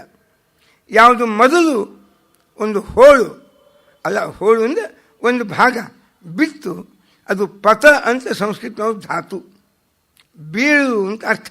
ಪತತಿ, ಪತತಃ, ಪತಂತಿ ಅಂತ ಕ್ರಿಯಾಪದ. ಯಾವುದು ಮೊದಲು ಬಿತ್ತು ಪತನಾತ್, ಅದಕ್ಕೆ ಪತಿ ಅಂತ ಕರೆದರು. ಯಾವುದು ಆಮೇಲೆ ಬಿತ್ತು ಅದನ್ನ ಪತ್ನಿ ಅಂತ ಕರೆದರು. ಇದು ಪುರುಷ ಆತು, ಅದು ಸ್ತ್ರೀ ಆತು. ಯಾಕೆ? ಏಕಾಕಿ ನ ರಮತೆ ಸದ್ವಿತೀಯಂ ಐಚ್ಛತ. ಒಂದೇ ಇದ್ರೆ ಸುಖ ಇಲ್ಲ ಜಗತ್ತಿನಾಗ. ಒಂದಕ್ಕೆ ಯಾವಾಗಲೂ ಎರಡನೇದ್ದು ಬೇಕೇ. ಆ ಎರಡನೇದ್ದು ಬೇಕು ಅಂತಕೊಂಡೆ ಒಂದನ್ನು ಎರಡು ಮಾಡಿದ. ಅದ್ವೈತದಿಂದ ದ್ವೈತ ಹುಟ್ಟಿತು, ಒಂದರಿಂದ ಎರಡು ಹುಟ್ಟಿತು. ಎರಡು ಹುಟ್ಟಿದಾಗ ಅದು ಪತಿ ಪತ್ನಿ ಅಂತ ಕರೆದರು. ಅದಕ್ಕೆ ಪುರುಷ ಪ್ರಕೃತಿ ಅಂತ ಕರೆದರು. ಆ ಪತಿ ಪತ್ನಿ ಎಂಬ ಏನು ಜಗತ್ತಿನ ಮೂಲ ಮಿಥುನವ ಇದನ್ನು ಷಟ್ಪ್ರಶ್ನೋಪನಿಷತ್ತು ಅಂತ ಇಲ್ಲಿ ಕೇಳಿರೋ ಹೇಳಿರ್ಬೇಕಲ್ಲ ನಾವು. ಷಟ್ಪ್ರಶ್ನೋಪನಿಷತ್ತು ಅಂತ ಉಪನಿಷತ್ನೊಳಗೆ 4ನೇ ಉಪನಿಷತ್ತು. ಈಶಾವಾಸ್ಯ, ತಲವಕಾರ ಕೇನೋಪನಿಷತ್ತು 2ನೇದ್ದು, ಕಾಠಕ 3ನೇದ್ದು, ಷಟ್ಪ್ರಶ್ನ ಇದು 4ನೇ ಉಪನಿಷತ್ತು. 6 ಜನ ಋಷಿಗಳ ಮಕ್ಕಳು ಬಂದು ಕೇಳಿದ್ದು ಪ್ರಶ್ನೆಗಳು, ಅದಕ್ಕೆ ಉತ್ತರ ಕೊಡ್ತಾರೆ. ಷಟ್ಪ್ರಶ್ನ ಅಲ್ಲಿ ಇದು ಏನು ಮೊದಲ ದೇವರು ಒಂದು ಪೂರ್ಣ ವಸ್ತುವನ್ನು 2 ಮಾಡಿದ. ಅದು ಮೊದಲಕ್ಕೆ ಪತಿ ಅಂತ ಹೆಸರಿಟ್ಟ, 2ನೇದಕ್ಕೆ ಪತ್ನಿ ಅಂತ ಹೆಸರಿಟ್ಟ. ಇದು ಸ್ತ್ರೀ, ಅದು ಪುರುಷ. ಇದು ಪುರುಷ, ಇದು ಪ್ರಕೃತಿ. ಇದಕ್ಕೆ ಶಿವ, ಅದು ಶಕ್ತಿ. ಶಿವಶಕ್ತ್ಯಾಯುಕ್ತೋ ಪ್ರಭವತಿ ಅಂತ ಅಂದಂಗೆ ಇದು ಶಿವಶಕ್ತಿ, ಶಿವ ಅದು ಶಕ್ತಿ ಅಂತ. ಇದು ಬಹಳ ವಿಸ್ತಾರದ ದ್ವಂದ್ವ. ಈ ದ್ವಂದ್ವಕ್ಕೆ ರೈ ಪ್ರಾಣ ಅಂತ ಹೆಸರಿಟ್ಟರು. ಆ ಪುರುಷ ಚೇತನ ಅದಕ್ಕೆ ಪ್ರಾಣ ಅಂತ, ಅದು ಚೇತನ ಶಕ್ತಿ ಪ್ರಾಣ ಅಂತ. ಇದು ರೈ. ರೈ ಅಂದರೆ ಬುದ್ಧಿ, ಮನಸ್ಸು, ಸಂಪತ್ತು ಇವುಗಳ ಒಡತಿ ಅಂತ. ಇದಕ್ಕೆ ರೈ ಅದು ಪ್ರಾಣ. ಇವೇ 2ಕ್ಕೆ ಪತಿ ಪತ್ನಿ ಅಂತ ಕರೀತಾರೆ. ಇದಕ್ಕೆ ಪ್ರಾಣ ರೈ ಅಂತ ಕರೀತಾರೆ. ಷಟ್ಪ್ರಶ್ನೋಪನಿಷತ್ತಿನ ತುಂಬೆ ಇವರಿಂದ ಇವ್ರು ಹೆಂಗೆ ಸೂರ್ಯನೊಳಗೆ, ಚಂದ್ರನೊಳಗೆ, ಹಗಲಿನೊಳಗೆ, ರಾತ್ರಿಯೊಳಗೆ, ಉತ್ತರಾಯಣದೊಳಗೆ, ದಕ್ಷಿಣಾಯಣದೊಳಗೆ, ಸ್ತ್ರೀಯರಲ್ಲಿ, ಪುರುಷರಲ್ಲಿ ಇವೆರಡೂ, ಒಂದು ಸ್ತ್ರೀ ಒಂದು ಪುರುಷ, ಇವು 2 ಇದ್ದುಕೊಂಡು ಇಡೀ ಜಗತ್ತಿನ ಇವು ಗಿಡ ಮರ ಪಶು ಪಕ್ಷಿ ಪ್ರಾಣಿ ಕ್ರಿಮಿ ಕೀಟ ಎಲ್ಲ ಕಡೆಯೂ ಅವ 2 ಇದ್ದು ಈ ಜಗತ್ತಿನ ಸೃಷ್ಟಿಯನ್ನು ಮುಂದುವರಿಸಿದವು. ಆ ರೈ ಮತ್ತು ಪ್ರಾಣ, ಆ ಪ್ರಾಣ ಪುರುಷ ಶಕ್ತಿಯ ಸಂಕೇತ ಪ್ರತಿಮಾ. ಆ ರೈ ಸ್ತ್ರೀ ಶಕ್ತಿಯ ಸಂಕೇತ ಮತ್ತು ಪ್ರತಿಮಾ. ಅದನ್ನು ಈ ಪುರುಷ ಮತ್ತು ಪ್ರಕೃತಿ, ಈ ಪೃಥ್ವಿ ಮತ್ತು ಆಕಾಶ, ಈ ಬಲ ಮತ್ತು ಬುದ್ಧಿ, ಈ ಶಿವ ಮತ್ತು ಶಕ್ತಿ, ಈ ಪತಿ ಮತ್ತು ಪತ್ನಿ ಅಂತೇನಿಲ್ಲ, ಇದರಿಂದ ಹೆಂಗೆ ಜಗತ್ತು ವಿಸ್ತಾರವಾಗಿ ಬಂತು, ಇದು ತತ್ವಜ್ಞಾನ. ಈ ರೈ ಪ್ರಾಣ ಪುರುಷ ಶಕ್ತಿಯ ಸಂಕೇತ. ಪುರುಷ ಅಂದರೆ ಏನು? ಭೀಮ ಇದೊಂದು ಪುರುಷ ಶಕ್ತಿಯ ಪ್ರತೀಕ. ದ್ರೌಪದಿ ಎಂಬುದು ಸ್ತ್ರೀ ಶಕ್ತಿಯ ಪ್ರತೀಕ. ಅಲ್ಲಿ ಹೆಂಗೆ ಹತ್ತವ ಹಂಗೆ ಸ್ತ್ರೀಯೊಳಗೂ ಹತ್ತವ. ಪುರುಷ ಅಂದರೆ 10 ಗುಣ, 10 ಶಕ್ತಿ ಅಲ್ಲಿ ಇರಬೇಕು. ಅದಕ್ಕೆ ಪುರುಷ ಅಂತ ಹೆಸರು. ಏನು 10 ಇರಬೇಕಲ್ಲಿ ನೀವು ಕೇಳಿ. ಭಕ್ತಿ, ಜ್ಞಾನಂ, ಸವೈರಾಗ್ಯಂ, ಪ್ರಜ್ಞಾ, ಮೇಧಾ, ಧೃತಿ, ಸ್ಥಿತಿ, ಯೋಗ, ಪ್ರಾಣೋ, ಬಲಂಚೈವ. ವೃಕೋದರ ಇತಿ ಸ್ಮೃತಃ ಏತಾದೃಶಾತ್ಮಕೋ ವಾಯು ತಸ್ಮಾತ್ ಭೀಮಃ ತದಾತ್ಮಕಃ. ಒಳ್ಳೆ ಸ್ನೇಹ ಪ್ರೀತಿ ಇರಬೇಕು ದೇವರಲ್ಲಿ. ಇದು ಭಕ್ತಿ ಅಂತ ಕರೀತಾರೆ. ಇದು ಪುರುಷನಲ್ಲಿರ್ತಕ್ಕ ದೊಡ್ಡ ಶಕ್ತಿ. ಜ್ಞಾನಪೂರ್ವಕವಾದ ಸ್ನೇಹ ಇದು ಭಕ್ತಿ. ಜ್ಞಾನಂ ವಿಲಕ್ಷಣ ಜ್ಞಾನ ಇರಬೇಕು, ಬುದ್ಧಿವಂತಿಕೆ. ಇದು ಪುರುಷ ಶಕ್ತಿಯ ಇನ್ನೊಂದು ಸಂಕೇತ, ನಿದರ್ಶನ. ಭಕ್ತಿ ಜ್ಞಾನ ಸವೈರಾಗ್ಯಂ ನಿಷಿದ್ಧ ತ್ಯಾಗದ ವಿವೇಕ ಇರಬೇಕು. ಅದು 3ನೇದು ದೊಡ್ಡದು. ಭಕ್ತಿ ವೈರಾಗ್ಯಂ ಪ್ರಜ್ಞಾ ಬೇಕಾದ ವಿಷಯಗಳನ್ನು ತಿಳಿಯುವ ಸಾಮರ್ಥ್ಯ ಇರಬೇಕು, ಪ್ರಜ್ಞಾ. ಮೇಧಾ ಕೇಳಿದ್ದನ್ನೆಲ್ಲ ನೆನಪಿನ ಇಟ್ಕೊಂಬುವಂಥ ಪ್ರತಿಭಾಶಕ್ತಿ ಇರಬೇಕು, ಸ್ಮೃತಿಶಕ್ತಿ, ಅದಕ್ಕೆ ಮೇಧಾ. ಧೈರ್ಯ, ಸ್ಥೈರ್ಯ ಮನಸ್ಸಿನಿಂದಲೂ ಗಟ್ಟಿರಬೇಕು, ದೇಹದಿಂದಲೂ ಗಟ್ಟಿರಬೇಕು. ಅವೆರಡು ಬೇರೆ, ಧೈರ್ಯ ಬೇರೆ, ಸ್ಥೈರ್ಯ ಬೇರೆ. ಒಂದು ಮಾನಸಿಕ ಅಚಾಂಚಲ್ಯ, ಇನ್ನೊಂದು ದೈಹಿಕ ಅಚಾಂಚಲ್ಯ ಅಂತ ಅದರ ಡೆಫಿನೇಷನ್ ಬರೀತಾರೆ. ಪ್ರಾಣಶಕ್ತಿ 10 ಮಂದಿಯನ್ನು ಪ್ರೇರಣಾ ಮಾಡುವ ಸಾಮರ್ಥ್ಯ, ಸಾವಿರಾರು ಜನರಿಗೆ. ಈ 10 ಯೋಗ, ಈ 10 ಗುಣಕ್ಕೆ ಪುರುಷ ಶಕ್ತಿಗಳು, ಪುರುಷ ಗುಣಗಳು, ಇದಕ್ಕೆ ಪುರುಷ ಅಂತ ಕರೀತಾರೆ. ಅದರ ಪ್ರತಿಮಾ ರೂಪದೊಳಗೆ ನಾವು ಕಾಣೋದು ಭೀಮ. ಅದು ಪ್ರಾಣ ಅಂತ ಉಪನಿಷತ್ ಕರೀತು. ಅದನ್ನೇ ಪತಿ ಅಂತ ಕರೆದು, ಪ್ರಾಣ ಅಂತ ಕರೆದು, ಪುರುಷ ಅಂತ ಕರೆದು, ಆ ಪುರುಷನೊಳಗೆ ಈ 10 ಗುಣ. ಅದರದ್ದು ಮಹಾಭಾರತದ ಭೀಮ ಅಂಬುದು ಎಲ್ಲರ ಜೀವನದಾಗೆ ಒಂದು ಪುರುಷ ಎಂಬ ಶಕ್ತಿಯ ಸಂಕೇತ, ಪ್ರತಿಮಾ. ಅದು ಎದಕ್ಕೆ ಅನ್ನಬೇಕು ಎಂಬ ಒಂದು ಆಧ್ಯಾತ್ಮಿಕ ನಿಲುವು. ಆ ಅಮೂರ್ತ ವಿಚಾರಕ್ಕೆ ಮೂರ್ತ ರೂಪ ಕೊಟ್ಟಾಗ ಆ ಪುರುಷ ಗುಣ, ಪುರುಷ ಶಕ್ತಿಗೆ, ಪುರುಷ ಸಾಮರ್ಥ್ಯಕ್ಕೆ ಈ ಭೀಮ ಅಂತ ಒಂದು ಹೆಸರು ಕೊಟ್ಟರು. ಒಂದು ಪರಿಪೂರ್ಣ ಪುರುಷ ಶಕ್ತಿಯ ಪ್ರತೀಕ ಅದು. ಇನ್ನು ಸ್ತ್ರೀ ಶಕ್ತಿ, ಅದು 10 ಗುಣ ಇದ್ದರೆ ಅದಕ್ಕೆ ಸ್ತ್ರೀ ಅಂತ ಕರೀತಾರೆ, ಪ್ರಕೃತಿ ಅಂತ ಕರೀತಾರೆ. ಅದು ಮುಖ್ಯ. ಪುರುಷ ಪ್ರಕೃತಿ ಇಲ್ಲದೆ ಸೃಷ್ಟಿ ಆಗುವುದು ಜಗತ್ತಿನಾಗ. ಆ ದೇವರು ಹಂಗೆ ವ್ಯವಸ್ಥೆ ಮಾಡಿಟ್ಬಿಟ್ಟ. ಮೊದಲೇದ್ದೇನು ಸ್ತ್ರೀ ಶಕ್ತಿಯ ಒಂದು ದೊಡ್ಡ ಲಕ್ಷಣ, ಮೊದಲೇದು 10 ಲಕ್ಷಣ ಅವು. ಇಲ್ಲಿ ಹೆಂಗೋ ಸ್ತ್ರೀ ಶಕ್ತಿಗೆ ಒಂದು ಸಂತಾನೋತ್ಪತ್ತಿ ಸಾಮರ್ಥ್ಯ. ಆ ಪುರುಷ ಯಾವುದೋ ಒಂದು ಜೀವ, ಅದು ಗಿಡ ಮರ ಪಶು ಪಕ್ಷಿ ಪ್ರಾಣಿ ಕ್ರಿಮಿ ಕೀಟ ಎಲ್ಲ ಕಡಿಯೋದೇ 2 ಭಾಗ. ಒಂದು ಮೀನ್ದಾಗೂ ಗಂಡು ಮೀನ ಹೆಣ್ಣು ಮೀನ, ಒಂದು ಮಂಗ್ಯಾದಾಗ ಒಂದು ಕತ್ತಿ ಕುದುರೆ ನಾಯಿ ಹಂದಿ ಯಾವ ಬೇಕಾದ ನೋಡ್ರಿ, ಯಾವುದೇ ಪ್ರಾಣಿ ಜೇನ್ನೊಣದಾಗವ ನೊಣ, ಅದೋಗಿದು ಗಂಡು ನೊಣ ಬೇರೆ ಹೆಣ್ಣು ನೊಣ ಬೇರೆ. ಗಿಡ ಮರಗಳು, ಪಪ್ಪಾಯಿ ಗಿಡ. ನಾವು ಕೇಳಿದೆ, ಒಬ್ಬ ಈ ಅನಾಟಮಿ ಪ್ರೊಫೆಸರ್ ಅವರು, ಭಾಳ ದೊಡ್ಡ ಡಾಕ್ಟರ್ KR ಆಲೂರ್ ಅಂತ ಹೇಳಿ ಪಂತ್ನಗರ್ ಯೂನಿವರ್ಸಿಟಿ ನೈನಿತಾಲ್ದೋಗೆ ಅವರು ಅದಕ್ಕೆ ವೈಸ್ ಚಾನ್ಸಲರ್ ಆಗಿದ್ದು. ಕೇಳಿದೆ ನಾನು, ಹೌದು, ಒಂದು ವಾಯುಶಕ್ತಿಯಿಂದ ಸಂತಾನೋತ್ಪಾದನೆ ಮಾಡುವ ಸಾಮರ್ಥ್ಯದ ಏನು ವಾಯುಶಕ್ತಿಗೆ ಅಂತ. ಸೌರಶಕ್ತಿಗೆ ಅದ, ಅಲ್ಟ್ರಾ ವೈಲೆಟ್ ಅಂತೀರಿ, ಬೀಜ ವಿಭಜನೆ ಅಂತೀರಿ. ಕೋಳಿ ಮೊಟ್ಟೆಯನ್ನು ಕೊಡೋದು ಯಾವ ಹುಂದ ಗಂಡು ಕೋಳಿಯ ಸ್ಪರ್ಶದಿಂದ ಅಲ್ಲ, ಬರೀ ಸೌರ ಕಿರಣದಿಂದ ಅಂತ ನೀವು ಪ್ರೂವ್ ಮಾಡಿ ತೋರಿಸ್ತೀರಿ. ಸರಿ, ಅದು ಅವೆಲ್ಲ ವೆಜಿಟೇರಿಯನ್ ಫುಡ್ ಅಂತ ಬೇರೆ ಕರಿತೀರಿ, ಅವು ಎಗ್ಸ್ ಅಂತೇನವ ಅವನ್ನ. ಸರಿ, ಈ ಅಂದರೆ ಸಂಬಂಧ ಇಲ್ಲೇ ಇದ್ದದ್ದನ್ನು ಅಂತ ನೀವು ಕರಿತೀರಿ. ಹಿಂಗೆ ವಾಯು ತತ್ವ ಅದನ್ನೇನು ಮಾಡುವ ಸಾಮರ್ಥ್ಯ ಅದ ಅಂತ ನಿಮ್ಮ ಉದಾಹರಣೆ, ನಿಮ್ಮ ಸೈಂಟಿಫಿಕ್ ಒಂದು ಕೆಲವು ಉದಾಹರಣೆಗಳು ಅಂತ ಅವರು ಒಂದು ಹೇಳ್ತಾ ಇದ್ರು. ಈ ಪಪ್ಪಾಯಿ ಗಿಡ ಅಂತೇನಿರ್ತದೆ, ಪಪ್ಪಾಯಿ ಅಂತ ಅಲ್ಲ, ನೀನು ಮಾಡ್ಲಿಕ್ಕೆ ಬಂದಿತ್ತು ಪಪ್ಪಾಯಿ ಅಂತ ನಮ್ಮ ಕೈ ಪರಂಗಿ. ಆ ಪರಂಗಿ ಒಳಗೆ 2 ಭಾಗದ, ಅಲ್ಲೂ ಅಲ್ಲ ಎಲ್ಲ ಕಡೆಯೂ ಪುರುಷ ಪರಂಗಿ ಗಿಡ ಬೇರೆ, ಸ್ತ್ರೀ ಪರಂಗಿ ಗಿಡ ಬೇರೆ. ಅದೊಳಗೂ ಭಾಗ. ಆ ಸ್ತ್ರೀ ಪರಂಗಿ ಗಿಡ ನಮ್ಮ ಮನೆಯ ಅಂಗಳದೊಳಗೆ ಬೆಳೆದಿದ್ರೆ ಅದು ಹಣ್ಣು ಆಗೋದು ಹೆಂಗೆ? ಇಲ್ಲಿಂದ ಒಂದು ಅರ್ಧ ಕಿಲೋಮೀಟರ್ದಾಗ ಎಲ್ಲೇ ಪುರುಷ ಪರಂಗಿ ಗಿಡ ಬೆಳೆದಿದ್ರೆ ಈ ವಾಯು ಅದರ ಪರಾಗವನ್ನು ತಂದು ಇಲ್ಲಿ ಸ್ಪರ್ಶ ಮಾಡಿಸ್ತದೆ, ಅದಕ್ಕೆ ಈ ಪರಂಗಿ ಗಿಡ ಹಣ್ಣು ಕೊಡ್ತದೆ ಅಂತ ಇವತ್ತಿನ ಅಗ್ರಿಕಲ್ಚರ್ ಸೈನ್ಸ್ ನಮ್ಮ ಮಹಾಭಾರತದ ಹೇಳಿಕ್ಕೆ ಹೋಗಲಿಲ್ಲ. ಅಂದರೆ ಯಾಕೆಂದರೆ ಒಮ್ಮೆಲೆ ಆ ಶಂಖದಿಂದ ಬರೋಣ ಲಗುನೆ ತೀರ್ಥ ಅಂತ ಆಗಿಬಿಡ್ತದೆ ಅಂತ ತಿಳ್ಕೊಂಡು ಇಂಥವೆಲ್ಲ ಭಾಳ ಉದಾಹರಣೆ. ಅದೇ ಒಂದು ಮುಖ ಬೇರೆ. ಮಹಾಭಾರತದ ವೈಜ್ಞಾನಿಕತೆ ಎಂಬುದೇ ಒಂದು ದೊಡ್ಡ ಒಂದು 15 ನಿಮಿಷದ ವಿಷಯ. ಅದು ಒಂದೊಂದು ಅಷ್ಟು ವಿಷಯ ಮಹಾಭಾರತದ ಇವತ್ತಿನ ವೈಜ್ಞಾನಿಕತೆ, ಅವತ್ತಿನ ಮಹಾಭಾರತ.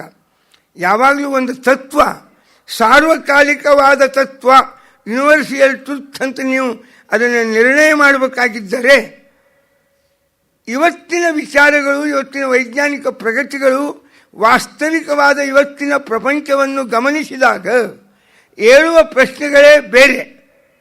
ಅವತ್ತಿನ ಅವನ್ನೇ ನೋಡಿದಾಗ ಬೇರೆ.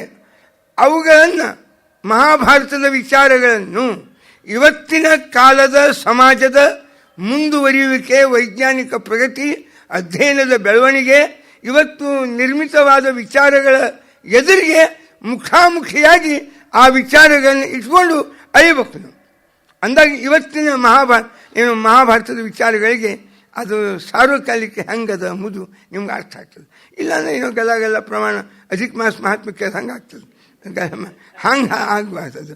ಅಂದರೆ ನಮ್ಮ ಅಂದಿನ ವಿಚಾರಗಳು ಎದುರಿಗೆ ಇಂದಿನ ವಿಚಾರಗಳನ್ನು ಇಟ್ಟು ನೋಡಿ ಆ ವಿಚಾರಗಳನ್ನೇ ಇಂದಿನ ವೈಜ್ಞಾನಿಕ ಹಂಗೆ ಈ ಪರಂಗಿ ಈ ಬಂಧ ಎಲ್ಲದ ಎಲ್ಲ ಒಂದು ನೊಣದಾಗವ. ಗಂಡು ನೊಣ ಬೇರೆ, ಹೆಣ್ಣು ನೊಣ ಬೇರೆ. ಏನು ಮಸ್ಕಿಟ್ ಅಂತ ಮೈ ಮೇಲೆ ಕೂಡುವ ಹುಳಿದಾಗೂ ಗಂಡು ಬೇರೆ ಮತ್ತು ಹೆಣ್ಣು ಬೇರೆ.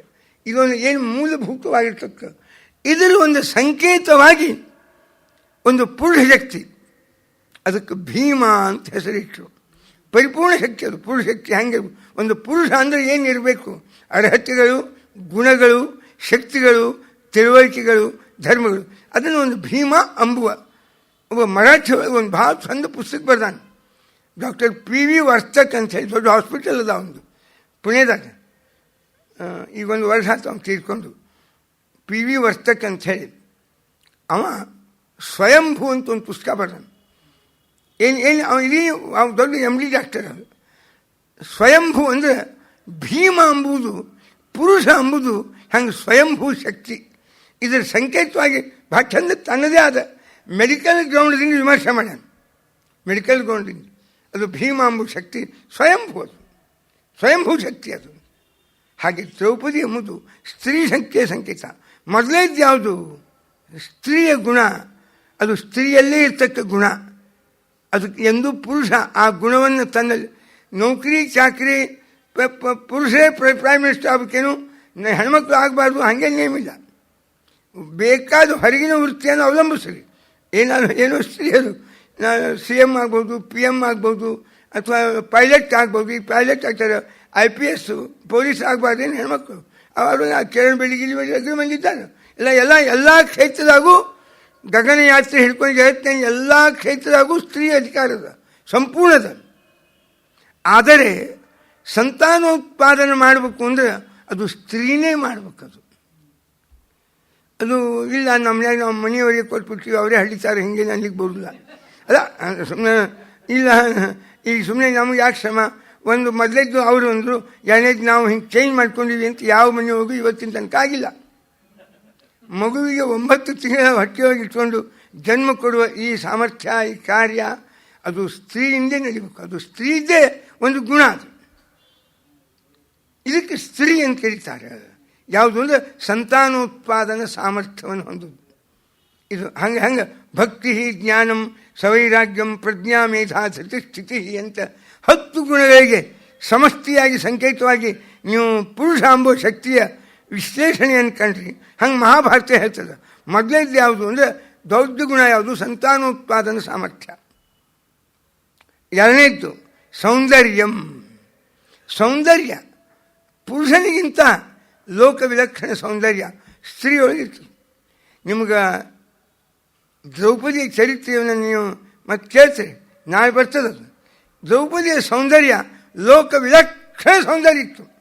ಒಂದು ವಿಮರ್ಶೆ ಮಾಡ್ಯಾರ, ಖರೇನ ದ್ರುಪದ ರಾಜ ಅವಮಾನಿತನಾದಾಗ ಅಪೇಕ್ಷಾ ಪಟ್ಟಿದ್ದು ಆ ದ್ರೋಣಾಚಾರ್ಯರನ್ನು ಸಂಹಾರ ಮಾಡುವ, ಸೋಲಿಸುವ ಒಬ್ಬ ಮಗ ಬೇಕು ಅಂತ ಅಪೇಕ್ಷಾ ಪಟ್ಟು ಪುರೋಹಿತರನ್ನು ಹುಡುಕಿಕೊಂಡು ಬಂದು ಅವನು ದೊಡ್ಡ ಯಜ್ಞ ಮಾಡಿ ಆ ಯಜ್ಞ ವೇದಿಕಾದಿಂದ ದೃಷ್ಟದ್ಯುಮ್ನನ್ನು ಪಡೆದ. ಖರೆ ಅದ. ಅದರ ಕೌರವರ 100 ಮಂದಿನ ಸಂಹಾರ ಮಾಡುವ, ಅದಕ್ಕೆ ಕಾರಣವಾಗುವ, ಕೇಂದ್ರ ಬಿಂದು ಆಗುವ ಒಬ್ಬ ಕನ್ಯಾ ಬೇಕು ಅಂತ ಅಪೇಕ್ಷಾ ಮಾಡೇ ಇಲ್ಲ, ಮಾಲೆ ತುಂಬಿಲ್ಲ ಆ ಫಾರ್ಮ್ದಾಗ. ಅದೊಂದು ಭಾಳ ದೊಡ್ಡ ಕಥೆ. ಅದು ದ್ರೌಪದಿಯ ಹುಟ್ಟಿನ ಹಿನ್ನೆಲೆಯೊಳಗಿರ್ತಕ್ಕ ಬಹಳ ಸುಂದರವಾದ ಮಾರ್ಮಿಕವಾದ ಕಥೆ ಅದು. ಅದು ಈ ಸೌಂದರ್ಯ ಎಂಬುದು ಲೋಕವಿಲಕ್ಷಣ ಗುಣ. ಅದು ಸ್ತ್ರೀಯರಿಗಿದ್ದಷ್ಟು ಎಂದು ಪುರುಷರಿಗೆ ಅಷ್ಟು ಸೌಂದರ್ಯ ಬರುವುದಿಲ್ಲ. ಅಷ್ಟೇ. ಅದು ಎರಡನೇದ್ದು. ಇನ್ನು ಅದಕ್ಕೆ ಸಂತಾನೋತ್ಪಾದನಕ್ಕೆ ಇದು ಧರ್ಮಕ್ಷೇತ್ರ ಅಂತ ಹೆಂಡತಿಯನ್ನು ಕರೆದದ್ದು. ನೀವು ಇಲ್ಲಿ ಭಾಳ ಚಂದ ಮಾತು ನೋಡ್ತೀರಿ ಮುಂದೆ. ಎಲ್ಲರ ಜೀವನದಾಗೂ ಅವರವರ ಹೆಂಡತಿಯನ್ನು, ಸ್ತ್ರೀಯನ್ನು ಯಾವ ಸ್ಥಾನದಾಗ ಇಟ್ಕೊಂಡು ನೋಡಬೇಕು. ಇದನ್ನು ಜಗತ್ತಿನ ಪೂರಕವಾದ ಪರಿಪೂರ್ಣವಾದ ದಾಂಪತ್ಯ ಜೀವನ, ಎಲ್ಲಿ ಸ್ತ್ರೀ ಪುರುಷ ಎರಡು ಅನಿವಾರ್ಯವಾದ ಶಕ್ತಿಗಳು, ಅವು ಸಮ್ಮುಖವಾಗಿ ಬಾಳಿದರೆ ಬದುಕು ಬಂಗಾರ ಆಗ್ತದೆ. ಅವು ವಿಮುಖವಾಗಿ ಬಾಳಿದರೆ ಬದುಕು ಎಷ್ಟು ದುರ್ಭರ ಆಗ್ತದೆ. ಇದನ್ನು ನಿಮ್ಮೆಲ್ಲರ ಎದುರಿಗೆ ಮಹಾಭಾರತ ಚಿತ್ರಣ ಮಾಡ್ತಾರೆ. ಆ ಅಮೂರ್ತ ಸಂದೇಶ ಮೂರ್ತವಾಗಿ ಹೇಳಲಿಕ್ಕೆ ನಮ್ಮ ಎದುರಿಗೆ ಭೀಷ್ಮಾಚಾರ್ಯರು ಅಂಬಾ ಈಸ್ ಈಕ್ವಲ್ ಟು ಶಿಖಂಡಿ. ಅಂಬಾನೇ ಶಿಖಂಡಿಯಾಗಿ ಹುಟ್ಟು ಬಂದ. ಭೀಷ್ಮ ಅದಕ್ಕೂ ಮೊದಲ ಒಬ್ಬ ವಸು, ದ್ಯುನಾಮಕ ವಸು, 8 ವಸುಗಳಲ್ಲಿ ಒಬ್ಬ ದ್ಯುನಾಮಕ ವಸು. ಅವನ ಹೆಂಡತಿ ಅತಿ ಪ್ರೀತಿಯ ವರಾಂಗಿ. ಈ 2 ಪುರುಷ ಪ್ರಕೃತಿ, ಪುರುಷ ಸ್ತ್ರೀ, ಈ ಬುದ್ಧಿ, ಈ ಮನಸ್ಸು, ಇವು ಎರಡೂದ್ರಾಗೂ ಒಂದು ಸಂಘರ್ಷ ಆಯಿತು. ಎರಡೂದ್ರಾಗೂ ಒಂದು ದೊಡ್ಡ ಸಂಘರ್ಷ. ಈ ಸಂಘರ್ಷ ಹೀಗಾಗಿ 2 ದ್ವಿಮುಖ ವಿಮುಖ ಅದು. ಅದಕ್ಕೆ ನಮ್ಮ ಮರಾಠಿ ಒಳಗೆ, ಹಿಂದಿ ಒಳಗೆ 36 ಅಕಡ ಅಂತಾರೆ. ಅಕಡ ಅಂದ್ರೆ ಸಂಖ್ಯಾ, 36 ಅಂದರೆ 36. 36 ಹೆಂಗಿರ್ತದೆ? ಇದು 3, ಇದು 6 ವಿರುದ್ಧ ಇರ್ತಾವೆ. ಅದನ್ನೇ ನಮ್ಮಲ್ಲಿ ಒಂದು ಸ್ವಭಾವ, ಆ ಮನುಷ್ಯನ ಸ್ವಭಾವ ಹೆಂಗದ ಅಂದರೆ ಸಂಖ್ಯಾವಾಚಕ ಶಬ್ದ ಅದು ಸ್ವಭಾವವಾಚಕ ಆಗಿದೆ. ಮಹಾ 63 ಅಂತೀರಿ, 63 ಅಂತ ಹೇಳ್ತಾರೆ ಮುಕ್ತ ಕನ್ನಡದ ಇನ್ಫ್ಲೂಯೆನ್ಸ್ನಾಗ. 63 ಅಂದರೆ ಸಂಖ್ಯಾ, ಅದು 63 ಅಂದರೆ ಹಿಂದಿ ಒಳಗೆ, ಮರಾಠಿ ಒಳಗೆ 36. 3 ಮುಖ ಇತ್ತಲಾಗ, 6 ಮುಖ ಹತ್ತಲಾಗ. ಹಿಂಗೆ ಯಾವಾಗಲೂ ಹಿಂಗೆ ಇರ್ತಿದ್ವು ಅಂದರೆ ಗಂಡ ಹೆಂಡತಿ ಆ ಸ್ವಭಾವಕ್ಕೆ ಅದು ಸಂಖ್ಯಾ ಹೋಗಿ ಸಂಖ್ಯಾ ಒಂದು ಸ್ವಭಾವವನ್ನು ಸೂಚನೆ ಮಾಡ್ತು. ಅದು 63 ಅಂತಾರೆ. 63 ಅಂತ ಸಂಖ್ಯಾವಾಚಕ ಅದು. ಅದು ಹಂಗೆ ಸ್ತ್ರೀ ಪುರುಷ ಶಕ್ತಿಗಳು ಪೂರಕ ಆಗಿದ್ರೆ, ಸಮಾನ ಮನಸ್ಕರಾಗಿದ್ದರೆ ಬದುಕಿ ಹಂಗೆ ಇರ್ತದೆ ಅನ್ನಲಿಕ್ಕೆ ಭೀಮ, ದ್ರೌಪದಿ ಇವು ಸಮ್ಮುಖವಾದ ಸಂಖ್ಯಾಗಳು. ಭೀಷ್ಮ ಅಂದರೆ ದ್ವಿನಾಮಕ ವಸ್ತು, ಅವನ ಹೆಂಡತಿ ವರಾಂಗಿ, ಇವು ವಿಮುಖವಾಗಿರ್ತಕ್ಕಂಥ ಸಂಖ್ಯಾ ಸ್ವಭಾವದ ಶಕ್ತಿಗಳು. ಹೀಗಾಗಿ ಅವು ಎಷ್ಟು ವಿಘಟಿತವಾಗಿ ಇಡೀ ಜೀವನ ಇವನು ಕೊಂದೇ ತೀರ್ತೀನಿ ಅಂತ ಆಕೆ ಹೆಂಡತಿ ಎಷ್ಟು ಪ್ರೀತಿ, ಎಷ್ಟು ಸ್ನೇಹ, ಅದು ರಾಗ ಇದ್ದದ್ದು ದ್ವೇಷದ ಪರ್ಯವಸಾನ ಆಗಿ ಅದು ಎಷ್ಟು ವಿರುದ್ಧ ಆಯ್ತು ಅಂದರೆ ಅವ ಅಂದ ಆಕೆ ಮಾರಿ ನೋಡಿದ್ರೆ ನಾ ಯುದ್ಧ ಮಾಡುವುದಿಲ್ಲ ಅಂದ. ದುರ್ಯೋಧನ ಅಂದ, ನೀವು ಯುದ್ಧ ನಿಮ್ಮದಲ್ಲ ನಂದದ, ಗೆಲುವು ಸೋಲು ನಿಮ್ಮದಲ್ಲ ನಂದದ, ನನ್ನ ಪ್ರಾಣ ನನ್ನ ಬದುಕಿನ ನಿರ್ಣಾಯಕ ಘಟ್ಟ ಸಂಘರ್ಷ ಇದು ಮಹಾಭಾರತ ಯುದ್ಧ. ದಯವಿಟ್ಟು ನೀವು ಯುದ್ಧಕ್ಕೆ ಬರಬೇಕು, ಬರ್ತೀನಿ. ಯಾವಾಗಲೂ ನನ್ನ ಕಣ್ಣು ಎದುರಿಗೆ ನನ್ನ ಹೆಂಡತಿ ನನ್ನ ದ್ವೇಷಕ್ಕಾಗಿ, ನನ್ನ ಸಂಹಾರಕ್ಕಾಗಿ ಶಿಖಂಡಿಯಾಗಿ ಹುಟ್ಟು ಬಂದಾಳಕ್ಕೆ. ಆಕೆ ಬಂದ್ಲೋ ನಾ ಯುದ್ಧ ಬಿಡೋಣೆ. ಇದು ಭೀಷ್ಮ ಪ್ರತಿಜ್ಞೆ. ಅಂದರೆ ಸ್ತ್ರೀ ಪುರುಷ ವಿರುದ್ಧ ಆದರೆ ಏನು ಆಗ್ಬಹುದು, ಏನು ಬೇಕಾದ ಆಗ್ಬೋದು ಸಂಘರ್ಷ. ಅದು ಸಮ್ಮುಖ ಇರಬೇಕು, ವಿಮುಖ ಇರಬೇಕು. ಇದು ಜಗತ್ತಿನ ಇದೊಂದು ಸಂದೇಶ ವೇದವ್ಯಾಸರು ನಿಮಗೆ ಕೊಡಬೇಕಾಗಿತ್ತು. ಅದಕ್ಕೆ ಎತ್ತಿ ತೆಗೆದರು. ಒಂದು ಭೀಮ, ಒಂದು ದ್ರೌಪದಿ, ಒಂದು ಭೀಷ್ಮ, ಒಂದು ಶಿಖಂಡಿ. ಅವರು ಹಿಂದಿನ ಗಂಡ ಹೆಂಡತಿ, ಅವರು ದೇವತೆಗಳೇ. ಅವು ವಿಮುಖವಾಗಿ ಹೆಂಗೆ ಬಾಳಿ ಬಂದರು, ಇವು ಸಮ್ಮುಖವಾಗಿ ಹೆಂಗೆ ಬಾಳಿದರು ಭೀಮ ದ್ರೌಪದಿ. ಇದು ಚಂದ ತಿಳಿಬೇಕಾಗಿ ನಮಗೆ. ಒಬ್ಬ ಗೃಹಸ್ಥಾಶ್ರಮಿಗಳಾಗಿ ಬಾಳುವ ಪ್ರತಿಯೊಬ್ಬ ಮನುಷ್ಯ ಜೀವನದಾಗ ಸ್ತ್ರೀ ಪುರುಷ ಎಂಬುವ, ಗಂಡ ಹೆಂಡತಿ ಎಂಬುವ ಹೆಂಗೆ ಜೀವನದಾಗ ಅಭಿಮುಖವಾಗಿ ಬಾಳಬೇಕು, ವಿಮುಖವಾಗಿ ಬಾಳಬಾರದು. ವಿಮುಖ ಅದರ ಪರಿಣಾಮ ಏನು, ಅಭಿಮುಖ ಆದರೆ ಅದ್ರ ಪರಿಣಾಮ ಏನು, ಇದನ್ನೆಲ್ಲ ಹೇಳ್ಬೇಕು ನಮಗೆ. ಹಾಗೆ ಉಪನ್ಯಾಸ ಮಾಡಿ ಈ ವಿಷಯ ಹೇಳಿದರೆ ಯಾರ್ಯಾರು ಬರುವುದಿಲ್ಲ, ಕುರ್ಚಿ ಅಷ್ಟೇ ಕೂಡ್ತಾವೆ. ಇದನ್ನೊಂದು ರೂಪಕವಾಗಿ, ಒಂದು ಉದಾಹರಣೆಯಾಗಿ, ಒಂದು ಘಟನಾ ಮೂಲಕವಾಗಿ, ಒಂದು ದೃಷ್ಟಾಂತ ಮೂಲಕವಾಗಿ, ಸದೃಷ್ಟಾಂತೋ ಹಿ ಭಾರತೆ, ಇದನ್ನು ನಮ್ಮ ಕಣ್ಣೆದುರಿಗೆ ಅಭಿವ್ಯಕ್ತ ಮಾಡಲಿಕ್ಕಾಗಿ ಈ 2 ಪಾತ್ರ ತೊಗೊಂಡ್ರು. ಅದಾಗಿ ಒಂದು ಪಾತ್ರ ಪುರುಷ ಪಾತ್ರ. ಅದು ಸಾಧಾರಣ 7-8 ವರ್ಷದ ಹಿಂದೆ, 6-7 ವರ್ಷದ ಹಿಂದೆ ನಾವು ಕೇಳಿ, 7-8 ವರ್ಷದ ಹಿಂದೆ ಯಾವುದು ಭೀಮ ಎಂಬುವ ಪುರುಷ ಪಾತ್ರದ ಒಂದು ನಿರ್ವಚನೆ. ಈಗ ಆ ಸ್ತ್ರೀ ಪಾತ್ರದ ನಿರ್ವಚನೆ ದ್ರೌಪದಿ ಎಂಬುವಂಥದ್ದು. ಅದಕ್ಕೆ 2ನೇದ್ದು, ಅದಕ್ಕೆ ಅಲ್ಲೇ ಭೀಮ ಎಲ್ಲಿ ಪೂರಕ ಆಗಿರ್ತಾರೆ ಅಲ್ಲಿ ಎಷ್ಟು ಮಿತ್ರತಾ ಇರ್ತದೆ, ಎಲ್ಲಿ ವಿಮುಖ ಆಗಿರ್ತದೆ ಅಲ್ಲಿ ಎಷ್ಟು ಶತ್ರುತಾ ಇರ್ತದೆ.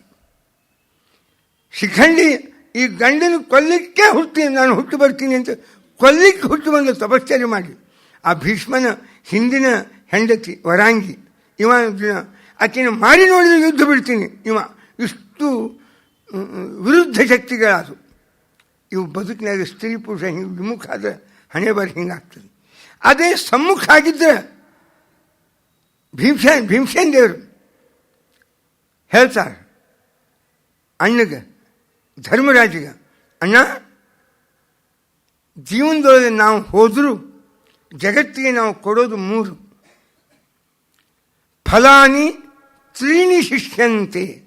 ಒಂದು ವಿದ್ಯಾ, ಕರ್ಮ, ಸುತ ಐತಿ. ನಾವು ಹೋದ್ಮೇಲೆ ಸುದಕ್ಕೆ ಸಮಾಜ ನಮ್ಮನ್ನು ಗುರುತಿಸೋದು 3ರ ಮೂಲಕವಾಗಿ. 3 ಉಳಿತಾವೆ ನಮ್ಮ ಜೀವನ ಫಲ. ನಾವು ಪಡೆದ ವಿದ್ಯೆ, ಕೊಟ್ಟ ವಿದ್ಯೆ, ಅದೊಂದು ಉಳಿತದೆ ಪರ್ಮನೆಂಟಾಗಿ ಜಗತ್ತಿನಾಗ ನಮ್ಮ ಜೋಡಿ. ಕರ್ಮ, ಮಾಡಿದ ಒಳ್ಳೆ ಕೆಟ್ಟ ಯಾವ್ದು ಮಾಡಿತ್ತು ಆ ಕರ್ಮ ಒಂದು. 3ನೇದ್ದು ಸುತಾಹ, ಸಮಾಜಕ್ಕೆ ನೀವೇನೊಂದು ಒಳ್ಳೆಯ ಮಗಳನ್ನು ಕೊಟ್ಟಿರ್ತೀರಿ ಅದೊಂದು ಉಳಿತದೆ ನಿಮ್ಮ ಹೆಸರಲ್ಲೇ ಅಜರಾಮರವಾಗಿ. ಏನು ಸಂಸ್ಕಾರ, ಏನು ಸಂಸ್ಕೃತಿ ಕೊಟ್ಟು, ಎಂಥ ಒಳ್ಳೆಯ ಮಕ್ಕಳನ್ನು ಕೊಟ್ಟು ಅಂತಂಬುದು ಉಳಿಯೋದು ಇವು 3. ಆ ಸುತ, ಮಗಳು ಎಂಬುವ ಒಂದು ದೊಡ್ಡ ಫಲವನ್ನು ಪ್ರಪಂಚಕ್ಕೆ ನಾವು ಕೊಡಲಿಕ್ಕೆ ಒಂದೇ ಒಂದು ಆಧಾರ, ಅದು ಹೆಂಡತಿ, ಅಕ್ಕಿ ಸ್ತ್ರೀ. ಅದಕ್ಕೆ ಅಕ್ಕಿನ ಪಣಕ್ಕೆ ಹಚ್ಚಬೇಡ, ಹಂಗೆ ಹಚ್ಚಬಾರ್ದು, ಅದು ದೂಷಿತ ಆಗಬಾರ್ದು ಅಂತ ಹೇಳುವಾಗ ಸ್ತ್ರೀ ಅಂದರೆ ಏನು? ಮೊದಲಿಗೆ ಸಂತಾನೋತ್ಪಾದ, ಧರ್ಮಕ್ಷೇತ್ರ ಅದು. 2ನೇದ್ದು ಸೌಂದರ್ಯ, 3ನೇದ್ದು ಬುದ್ಧಿ. ಸ್ತ್ರೀ ಬುದ್ಧಿಯ ಪ್ರತೀಕ, 3ನೇದ್ದು ಬುದ್ಧಿ. 4ನೇದ್ದು ಮನಸ್ಸು, ಅದಕ್ಕೆ ಸ್ತ್ರೀ ಅಂತ ಕರೀತಾರೆ. ಭಾವನಾ, ಪುರುಷರಿಗಿಂತ ಸ್ತ್ರೀಯರಿಗೆ ಸ್ವಲ್ಪ ಭಾವುಕತೆ, ಭಾವನಾತ್ಮಕತೆ ಭಾಳ ಇರ್ತದೆ. ಪುರುಷರಿಗೆ ಆ ಮಾನದಿಂದ ಸ್ವಲ್ಪ ಕಡಿಮೆ ಇರ್ತದೆ. ಆಮೇಲೆ ಕ್ರಿಯಾಶೀಲತೆ, ಅವರಿಗಿರುವಷ್ಟು ಒಂದು ಕರ್ತವ್ಯ ಕರ್ಮದ ಬಗ್ಗೆ ಉತ್ಸಾಹ ಈ ಪುರುಷರಿಗೆ ಇರುವುದಿಲ್ಲ, ಸ್ತ್ರೀಯರಿಗೆ ಭಾರಿ ಇರ್ತದೆ. ನಾನು ನೋಡ್ತಿದ್ದೆ ಮೊನ್ನೆ ಒಂದು ತಿಂಗಳು ಅಧಿಕ ಮಾಸ ಅಂತ, ಅವ್ರಿಗೇನು ಅಗ್ಲಿ ಬೆಳಗ್ಗಿನ 33 ಹಾಡು ಹಾಡುವುದೇನು ಅದು ಏನು, ಅವರಿರುವಷ್ಟು ವಿಶ್ವಾಸ ಪುರುಷರಿಗೆ ಕಡಿಮೆ. ಮೊನ್ನೆ ಅದೇನೋ ಗೋದಾವರಿ ಇದಕ್ಕೆ ಹೋಗಿ ನೋಡ್ಲಿಕ್ಕೆ ಹೋಗಿ ನಾನು, ಏನು ಪುಷ್ಕರ ಅಂತೇನೋ ಗೋದಾವರಿ, ಏನು ಮಂದಿ ಏನು ಜನ ಅದರೊಳಗೆ 60-70% ಸ್ತ್ರೀಯರೇ. ಅವ್ರಿಗೆ ಏನು ವಿಶ್ವಾಸ, ಅದೇನು ಮುಳುಗುದು, ಅದೇನು ಸಾಕ್ಷಾತ್ ಗಂಗಾದೇವಿ ಎದುರಿಗೆ ಬಂದು ನಿಂತಾಳೇನೋ ಅನ್ನುವ ಭಾವನಾದಾಗ ಅಷ್ಟು ಮಂದಿ. ಇವು ಪುರುಷರು ಸುಮ್ಮನೆ ಅವ್ರು ಹೆಣ್ಮಕ್ಳು ಬೈಯೋಣ, ಸುಮ್ಮನೆ ಸ್ನಾನ ಮಾಡಿ ಅದು ಬಂದಿರ್ತಿದ್ರು. ಇವ್ರಿಗೇನು ಪಾಪ ಅವ್ರು ಬೈತಾರೆ, ಅವ್ರ ಕಾರ್ಯ ಕರ್ಕೊಂಡು ಬರೀಕ್ ಬಂದಿದ್ದು ಹೊರತು ಡ್ರೈವರ್ ಆಗಿ. ಇವೇನು ಭಕ್ತಿಯಿಂದ ಯಾರು ಬಂದಿದ್ರು, ಇವ್ರಿಗೆ ಸ್ವಲ್ಪ ಕಡಿಮೆ ಇರ್ತದೆ. ಆ ಭಾವನಾತ್ಮಕತೆ ಅನ್ನೋದು ಜಾಸ್ತಿ ಮಾಡ್ತಾನೆ. ಧರ್ಮ ಅಡಿಗೆ ಮನೆಯಿಂದ ಪಡಸಾಲಿಗೆ ಬರ್ತದೆ ಹೊತ್ತು ಪಡಸಾಲಿಯಿಂದ ಅಡಿಗೆ ಮನೆಗೆ ಹೋಗುವುದಿಲ್ಲ ಅಂತ. ಪಡಸಾಲಿ ಅಂದರೆ ಪುರುಷರು ಕೊಡೋ ಜಾಗ ಪಡಸಾಲಿ, ಹೆಣ್ಮಕ್ಳು ಇರೋ ಜಾಗ ಅಡಿಗೆ ಮನೆ. ಅಲ್ಲಿಂದ ಅಡಿಗೆ ಮನೆಯಿಂದ ಅಂದರೆ ಸ್ತ್ರೀಯರಿಂದ ಧರ್ಮ ಪುರುಷರಿಗೆ ಬರ್ತಿರ್ತದೆ ಹೊತ್ತು ಪುರುಷರಿಂದ ಸ್ತ್ರೀಯರಿಗೆ ಧರ್ಮ ಬರೋದು ಕಡಿಮೆ ಅಂತ. ಅವನು ಒಬ್ಬ ನೀಲಕಂಠ ಶಾಸ್ತ್ರಿ ಅಂತ ಹೇಳಿ ಒಂದು ಕಲಿ ವಿಡಂಬನ ಅಂತ ಮಾಡ್ಯಾನ, ಭಾಳ ಚಂದ. ಅದು ಇರೋ ಈ ಮಾತು ಹೇಳ್ತಿರ್ತಾನೆ. ಹಂಗೆ ಸ್ತ್ರೀ ಎಂಬುದು ಕ್ರಿಯಾಶೀಲ, ಅವ್ರು 24 ತಾಸು ಆ್ಯಕ್ಟಿವ್ನೆಸ್. ಎಂದಾರೇ ಒಂದು ದಿವಸ ಹೆಣ್ಮಕ್ಳು ಊರಾಗಿರದೇ ಇದ್ದಾಗ ಒಂದು ಅನ್ನ ಮಾಡ್ಕೊಂತ ಹೇಳಿ ಗಂಡಸರಿಗೆ ಜನ್ಮದ ಮಾಡ್ಕೊಂಬುದು ಮನೆಯವರು. ಸುಮ್ಮೆಲ್ಲೋ ಕಾಮತ ಶಾನ್ಭಾಗ ಎಲ್ಲ ಹೋಗಿ ಬಗೆಹರಿಸ್ಕೊಂಡು ಬರ್ತೀವಿ ಅಂತಾರೆ ಹೊರತು. ಆದರೆ ಇವರು 24 ತಾಸು ಮುಂಜಾನೆ, ಸಂಜೆಗೆ, ಸಾಯಂಕಾಲ, ಮಧ್ಯಾಹ್ನ ಯಾವಾಗ ಗಂಡಸರು ಏನು ಬೇಡ್ತಾರೆ ಅದನ್ನು ಇಷ್ಟು ಉತ್ಸಾಹದಿಂದ, ಇಷ್ಟು ಪ್ರೀತಿಯಿಂದ ಮಾಡಿ ಹಾಕ್ತಾರೆ ಹೆಣ್ಮಕ್ಳು. ಎಲ್ಲರಿಗೂ ಅನುಭವ ಅದು ತಮ್ಮ ತಮ್ಮ ಮನ್ಯಾಗ. ಇನ್ನು ಮುಂದಿನ ಕಾಲಕ್ಕಂತೂ ಇಬ್ಬರು ಕೂಡ ಹೋಗಿ ನಡ್ರಿ ಅಂತಾರೆ. ಆಮೇಲೆ ಬೇರೆ ಅಂತಃಕರಣ ಪ್ರೀತಿ ಎಂಬುದು ಸ್ವಲ್ಪ ನೋಡಲಿಕ್ಕೆ ಸಿಗೋದು ಅಪರೂಪ ಆಗ್ತಾ ಇದೆ ಇವತ್ತಿನ ಕಾಲಮಾನದಲ್ಲಿ. ಆದರೆ ಇದು ಕ್ರಿಯಾಶೀಲತೆ, ಕ್ಷಮ, ಇದು ಭೂಮಿ ಗುಣ. ಇದು ಜಗತ್ತಿನ ಸ್ತ್ರೀಯರಿಗೆ ಈ ಹೆಸರದ ಕ್ಷಮಾಗುಣ, ತಾಳ್ಮೆ, ಸಹನಶೀಲತೆ. ಆ ಹೆಣ್ಮಕ್ಳಿಗೆ ಇರುವಷ್ಟು ತಾಳ್ಮೆ ಮಕ್ಕಳು ಬಾಯಿ ಬಂದಂಗೆ ಬೈತಿರ್ತಾವೆ, ಅದು ಆ ತಾಯಿ ಕ್ಷಮ ಮಾಡ್ತಾನೆ. ಗಂಡ ಬೈತಿರ್ತಾನೆ, ಅಂತಿರ್ತಾನೆ, ಇಲ್ಲ ಆ ಸ್ವಭಾವನೇ ಹಂಗದ. ಏನು ರೀ ನಿಮ್ಮ ಮನೆಯವ್ರು ಹೆಂಗೆ ಒದ್ದಾಡ್ತಾರೆ ನಿಮಗೆ ಅಂತ ನಾವೇ ಒಂದಾರು ಕೇಳಿದ್ರೆ, ಇಲ್ಲ ಆ ಸ್ವಭಾವನೇ ಹಂಗದ, ನೀವು ಹೊಸದಾಗಿ ಕೇಳಿರಿ, ನಿಮ್ಗೆ ಹಂಗೆ ಸಮಸ್ಯೆ ಅನ್ಸಿರ್ಬೇಕದು, ನಮ್ಮ ನಿತ್ಯ ರೂಢ ಆಗ್ಯದ. ಹಂಗೇನಿಲ್ಲ, ಹೃದಯ ಭಾಳ ಚಲೋ, ಹಿಂಗೆ ಒಪ್ಪಿಟ್ಟು ಹೆಣ್ಮಕ್ಳು ನೋಡ್ಕೊಂಡು ಬರ್ರಿ ಅವ್ರಿಗೆ. ಅದಕ್ಕೆ ಈ ಭೂಮಿಗೆ ಯಾವ ಶಬ್ದದಿಂದ ಕರೆದಾರೆ, ಜಗತ್ತಿನ ಸ್ತ್ರೀಯರಿಗೆ ಅದೇ ಶಬ್ದದಿಂದ ಕರೀತದೆ ನಮ್ಮ ಶಾಸ್ತ್ರ. ಅದು ಯಾವುದೊಂದು ಕ್ಷಮ. ಧರಿತ್ರಿ, ಈ ಭೂಮಿ ದೊಡ್ಡ ಕ್ಷಮಾಗುಣದ ಪ್ರತಿಮಾ ಅದು. ಇವೆಲ್ಲ ಸ್ತ್ರೀ. ಇಷ್ಟು ಕ್ಷಮಾಗುಣ, ಇಷ್ಟು ತಾಳ್ಮೆ ಎಂದೂ ಪುರುಷರಾಗಿರುವುದಿಲ್ಲ ಅಂತಿಕೊಂಡೆ ಈ ನರ್ಸ್ ಅಂತಾರಲ್ಲ, ಆಯಾಗಳು, ಅದನ್ನು ಗಂಡಸರಾಗುವುದಿಲ್ಲ. ಬರೀ ನುಗ್ಗಿಸ್ಕೊಂಡು ಹೋಗ್ತಾ ಇರ್ಬೇಕಾದ್ರೆ ಎಲ್ಲ ಹಾಸ್ಪಿಟಲ್ನಾಗ ಈ ನುಗ್ಗಿಸ್ಕೊಂಡು ಹೋಗ್ತಿರ್ತಾರಲ್ಲ ಅವನು ಆ ಸ್ಟ್ರೆಚರ್ ಮೇಲೆ, ಆ ಕೆಲಸಕ್ಕೆ ಗಂಡಸರು ಅಪಾಯಿಂಟ್ಮೆಂಟ್ ಇರ್ತದೆ. ಆದರೆ ಅವು ಯಾವುದೇ ರೋಗಿಯನ್ನು ಚಂದ ಉಪಚಾರ ಮಾಡಬೇಕು ಅಂದರೆ ಅದು ಕೇವಲ ಸ್ತ್ರೀ ಶಕ್ತಿಯಿಂದ. ಅಲ್ಲಿರುವಷ್ಟು ತಾಳ್ಮೆ, ಪ್ರೀತಿ, ಅಂತಃಕರಣ ಜನ್ಮಾಪಿ ಗಂಡಸರಿಗೆ ಬರ್ತದೆ. ರಾತ್ರಿ ಏನಾದ್ರು ಪೇಷಂಟು ಅಳಿಕ್ಕೆ ಹತ್ತು ಅಂದರೆ ಜಗ್ಗಿ ಬೈದು ಹೋಗ್ತಾನೆ ಹೊರತು ಅವ ಗಂಡಸಾಗಿದ್ದ ಅಂದರೆ ಅವ ಅದು ಸ್ತ್ರೀ ಇದು. ಮತ್ತು ಅಲ್ಲಿ ಅದಕ್ಕೆ ಭಾಳ ದೊಡ್ಡದು ಕ್ಷಮ, ವಿವೇಕ, ಔದಾರ್ಯ, ಕಾಮ ಮತ್ತು ಕಷ್ಟ ಸಹಿಷ್ಣುತ. ಇವಕ್ಕೆಲ್ಲ ಇವಷ್ಟು ಗುಣ ನಾನು ದ್ರೌಪದಿಯವನ್ನ ತೋರಿಸ್ತೀನಿ 4 ದಿವಸದಾಗ. ಭಾಗ್ಯವಾಕ್ಯ ಗುಣ ಹೆಂಗವ ಈ ಗುಣ? ಈ 10 ಗುಣಗಳಿಗೆ ಸ್ತ್ರೀ ಅಂತ ಸಂಕೇತ, ಆ 10 ಗುಣಗಳಿಗೆ ಪುರುಷ ಅಂತ ಸಂಕೇತ. ಅದಕ್ಕೆ ಭೀಮ ಅಂದರು, ಇದಕ್ಕೆ ದ್ರೌಪದಿ ಅಂದರು. ಇದಕ್ಕೆ ದ್ರೌಪದಿ ಅಂದರು. ಅದು ಪ್ರಾಣ. ಪ್ರಾಣ ಎಷ್ಟವ? 5 ಅವ. ಪ್ರಾಣ, ಅಪಾನ, ವ್ಯಾನ, ಉದಾನ, ಸಮಾನ. ಇವ್ರ ಕಾರ್ಯನೂ ಅದನ ಈ ದೇಹದಾಗ. ಪ್ರಾಣ ಏನು ಮಾಡ್ತಾನ? ಇವರು 5 ಮಂದಿ. ಪ್ರಾಣನಿಗೆ 5 ರೂಪ, ಪುರುಷ 5 ರೂಪ, ಪ್ರಾಣ 5 ರೂಪ. ಹಂಗಾರೆ ದ್ರೌಪದಿನಿಗೆ ಎಷ್ಟು? ಆಕೆಗೂ 5 ರೂಪವ. ಈ ಪ್ರಾಣ ಭಾರತಿ, ಅವಂಗೆ ಭರತ, ಇವಂಗೆ ಭಾರತಿ ಅಂತ. ಭರತ ಅಂತ ಯಾಕಂತಾರೆ? ಪುರುಷ ಶಕ್ತಿಗೆ ಭರಣ, ಎಲ್ಲರ ಪಾಲನ ಪೋಷಣ, ಬದುಕುವುದು, ಶ್ವಾಸೋಚ್ಛ್ವಾಸ, ಉಪಸರ್ಗ, ಅನ ಚೇಷ್ಟಾಯಂ, ಚಂದಾಗಿ ಎಲ್ಲ ಜೀವರಾಶಿಗಳ ಶ್ವಾಸೋಚ್ಛ್ವಾಸಾದಿಗಳನ್ನು ಮಾಡಿಸ್ತಕ್ಕ ವ್ಯಕ್ತಿ ಯಾರು? ಅವನು ಅನ ಪ್ರಾಣ ಅಂತಾರೆ. ಅನ ಚೇಷ್ಟಾಯಂ ಅದು ಪ್ರಾಣಶಕ್ತಿ. ಅದು 5 ರೂಪದಿಂದ ಮಾಡ್ತಾನೆ. ಪ್ರಾಣಾಪಾನೋ ವ್ಯಾನೋ ದಾನ ಸಮಾನ ಅಂತ. ಪ್ರಾಣಿಗೆ 5 ರೂಪ ಅನ್ಬೇಕು. ಅದಕ್ಕೆ ಅವಕ್ಕೆ ಭರತ ಅಂತ ಹೇಳ್ತಾರೆ. ಭರತ ಅಂಬುದೇನದ ಇದು ಮುಖ್ಯವಾಗಿರ್ತಕ್ಕಂಥದ್ದು. ಭರತ ಅಂತ ಕರೀತಾರೆ. ಅದಕ್ಕೆ ಯಸ್ಮಿನ್ ಆ ಭರತ ಎಂಬ ಶಬ್ದವನ್ನು ಭರಣ, ಇಡೀ ಜಗತ್ತಿನ ಭರಣ, ಪಾಲನ ಪೋಷಣ 5 ರೂಪದಿಂದ ಮಾಡೋದಕ್ಕೆ ಭರತ. ಆ ಭರತನ ಸಂಬಂಧಿಯಾದವಳು ಈ ಸ್ತ್ರೀ ಶಕ್ತಿ, ಆ ಪುರುಷನ ಸಂಬಂಧಿ. ಈ ರೈ ಆ ಪ್ರಾಣನ ಸಂಬಂಧಿ ಅನ್ನುವ ದೃಷ್ಟಿಯಿಂದ ಇವರಿಗೆ ಭರತಸ್ಯ ಸಂಬಂಧಿ ಭಾರತಿ ಅಂತ ಹೆಸರು ಬಂತು. ಆ ಭಾರತೀನೇ ಮತ್ತು ದ್ರೌಪದಿ ಅಂತ. ದ್ರೌಪದಿ ಇದು ಭಾರತೀಯ ಅವತಾರ. ಭಾರತೀನೇ ದ್ರೌಪದಿ. ಇವಳು ಷಟ್ಪಶ್ನೋಪನಿಷತ್ತಿನ ಪ್ರಕಾರ, ಬೃಹದಾರಣ್ಯಕೋಪನಿಷತ್ತಿನ ಪ್ರಕಾರ ಈ ದ್ರೌಪದಿ ಎಂಬುವ ಪ್ರತಿಮೆ ಸಂಕೇತ ತಾತ್ವಿಕವಾಗಿ ನಾವು ಕಾಣೋದು ಅದು ಭಾರತಿ. ಇತಿಹಾಸದೊಳಗೆ ನಾವು ಕಾಣೋದು ದ್ರುಪದ ರಾಜನ ಮಗಳಾದ ದ್ರೌಪದಿ. ಘಟನಾ ಪ್ರಧಾನವಾಗಿ ನಾವು ಕಾಣೋದು ಪ್ರಾಯ ಕೌರವರ 102 ಜನರ ಸಂಹಾರದ ಸುಪಾರಿ ತಗೊಂಡವರು ಅಂದರೆ ಇವರು 3 ಮಂದಿ, 2 ಅಣ್ಣಂದರು, 1 ತಂಗಿ. ದ್ರುಪದ ರಾಜನ 1 ಮಗಳು ದ್ರೌಪದಿ. ಇಡೀ ದುರ್ಯೋಧನಾದಿ 100 ಜನ ಕೌರವರ ಸಂಹಾರದ ವೀಕ್ಷಿಕಾ ಅಂತಾರೆ ಅಥವಾ ಸುಪಾರಿ ಅಂತಾರೆ. ಅದಕ್ಕೆ ಅದನ್ನು ಸ್ವೀಕಾರ ಮಾಡಿದವಳು ಆಕೆ. ಒಬ್ಬಕ್ಕಿಂತ 100 ಮಂದಿ ದುರ್ಯೋಧನಾದಿಗಳ ಸಂಹಾರ ಆಯ್ತು. ಅಣ್ಣ ದೃಷ್ಟದ್ಯುಮ್ನಿಂದ ಸೇನಾಪತಿ ಅವ, ಅವನಿಂದ ದ್ರೋಣಾಚಾರ್ಯ ಸಂಹಾರ ಆಯ್ತು. ಇನ್ನೊಬ್ಬವ ಶಿಖಂಡಿ, ಅವನಿಂದ ಭೀಷ್ಮಾಚಾರ್ಯ ಸಂಹಾರ ಆಯಿತು. ಅಂತೂ ಭೀಷ್ಮಾಚಾರ್ಯ, ದ್ರೋಣಾಚಾರ್ಯ ಪ್ಲಸ್ ದುರ್ಯೋಧನಾದಿ 100 ಮಂದಿ. ಈ 102 ಜನರ ಪ್ರಮುಖರ ಸಂಹಾರಕ್ಕೆ ಕಾರಣವಾದವರು 1 ಹೆಣ್ಮಗಳು, 2 ಗಂಡಸರು.